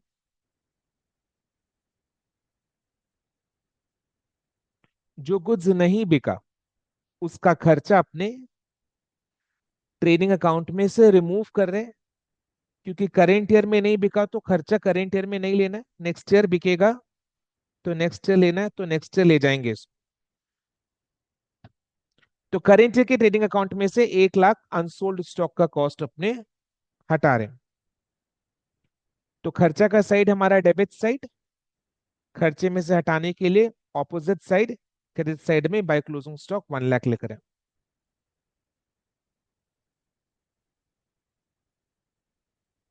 तो this is cost of unsold stock in the year and. ना खुद सोचो, डेबिट साइड में है cost of goods available for cell, credit side में है cost of unsold stock. Cost of goods available for cell कितने अमाउंट का है? 4 lakh. Cost of unsold stock कितना है? 1 लाख। तो cost of goods available for cell on the debit side 4 lakh, cost of unsold जो नहीं बिका 1 लाख, तो difference 3 lakh is what is the effect that will? Cost of goods sold. Cost of goods sold. समझ में आया? तो कॉस्ट ऑफ गुड्स सोल्ड आ जा रहा है। तो सोचो ना ट्रेडिंग अकाउंट में क्या इफेक्ट आ रहा है? कॉस्ट ऑफ गुड्स सोल्ड यानी जो गुड्स बिका, जो रेवेन्यू जनरेट किया, उसका ही कॉस्ट अपने करेंट ईयर के ट्रेडिंग अकाउंट में ले रहे हैं। ट्रेडिंग अकाउंट में फाइनल इफेक्ट क्या आ रहा है? कॉस्ट ऑफ गुड्स सोल्ड का, यानी जो गुड्स बिका, बिका यानी जो रेवेन्यू जनरेट किया, उसी का कॉस्ट अपने करेंट ईयर के ट्रेडिंग में ले रहे हैं, मैचिंग प्रिंसिपल। क्लियर? तो 4 lakh on the debit side, 1 lakh on the credit side का net effect is 3 lakh, which is cost of goods available for sale.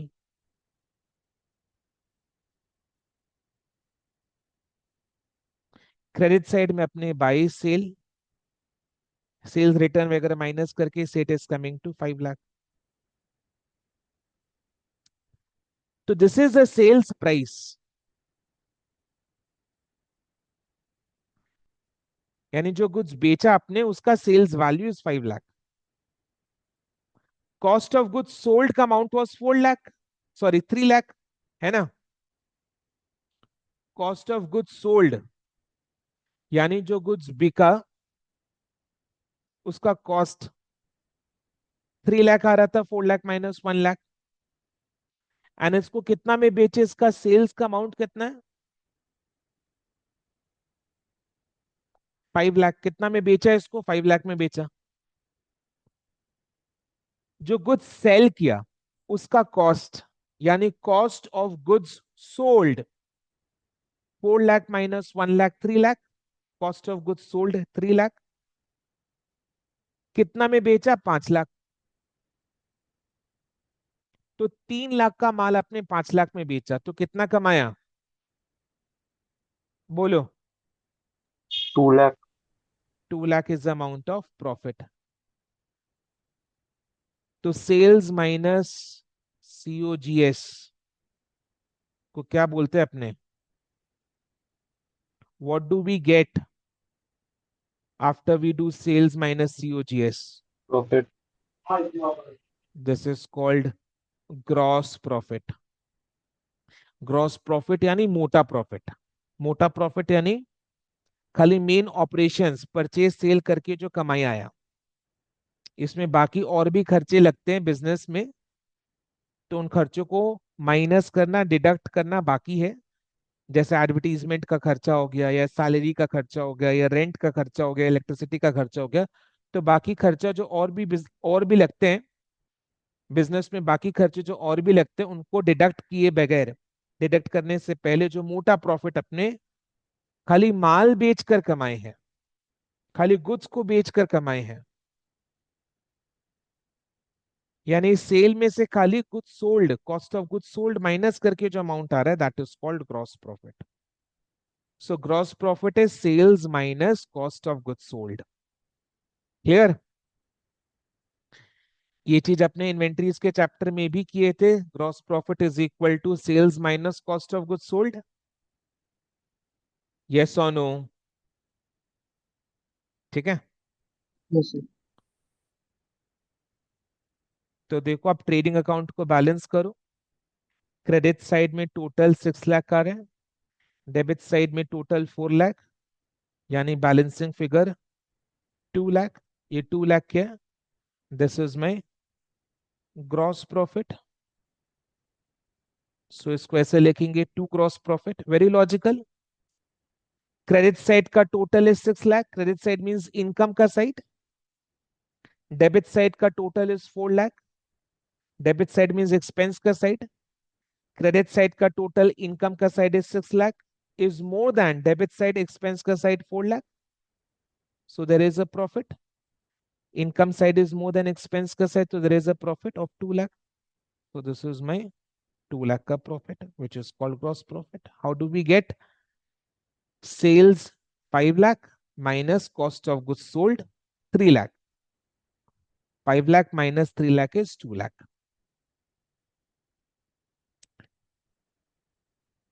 इसका अगर एक बार स्क्रीनशॉट ले पाऊं तो बहुत बढ़िया होगा.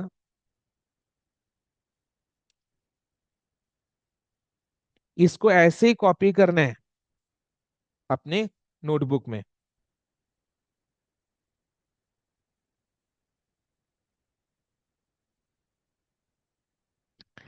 क्लियर हो रहा है, yes no.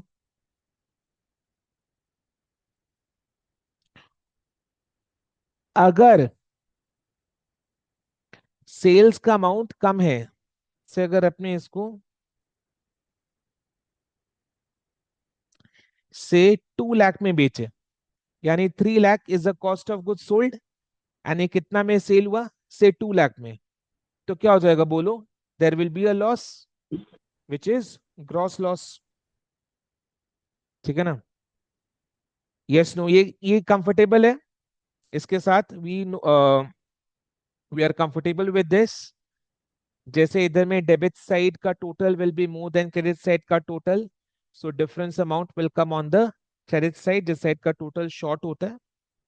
So debit side यानी खर्चा का साइड का total if it is more than credit side यानी इनकम के साइड का total, then difference amount is a loss will come on the credit side जिस साइड का टोटल शॉर्ट है, which is gross loss. Clear है?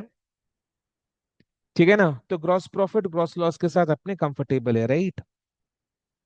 तो ये जो इक्वेशन है ना, gross profit is equal to sales minus COGS, ये आगे आपको इंटरमीडिएट लेवल में financial management and cost accounting में काम आएगा। कैसे इसको डिफरेंटली यूज कर सकते हैं, जैसे COGS plus gross profit is equal to sales, COGS plus gross profit is equal to sales, या फिर ऐसे ही यूज कर सकते हैं sales minus gross profit is equal to COGS. मतलब इधर उधर करके यूज कर सकते हैं। Gross profit is equal to sales minus COGS, यानी COGS plus gross profit is equal to sale, यानी sales minus profit is equal to cost of goods sold. Yes no? है कि नहीं? इधर में सेल देखो ना, 5 लाख है, 5 lakh, gross profit is 2 lakh, 5 lakh minus 2 lakh is 3 lakh, 3 lakh is cost of goods sold. Clear है?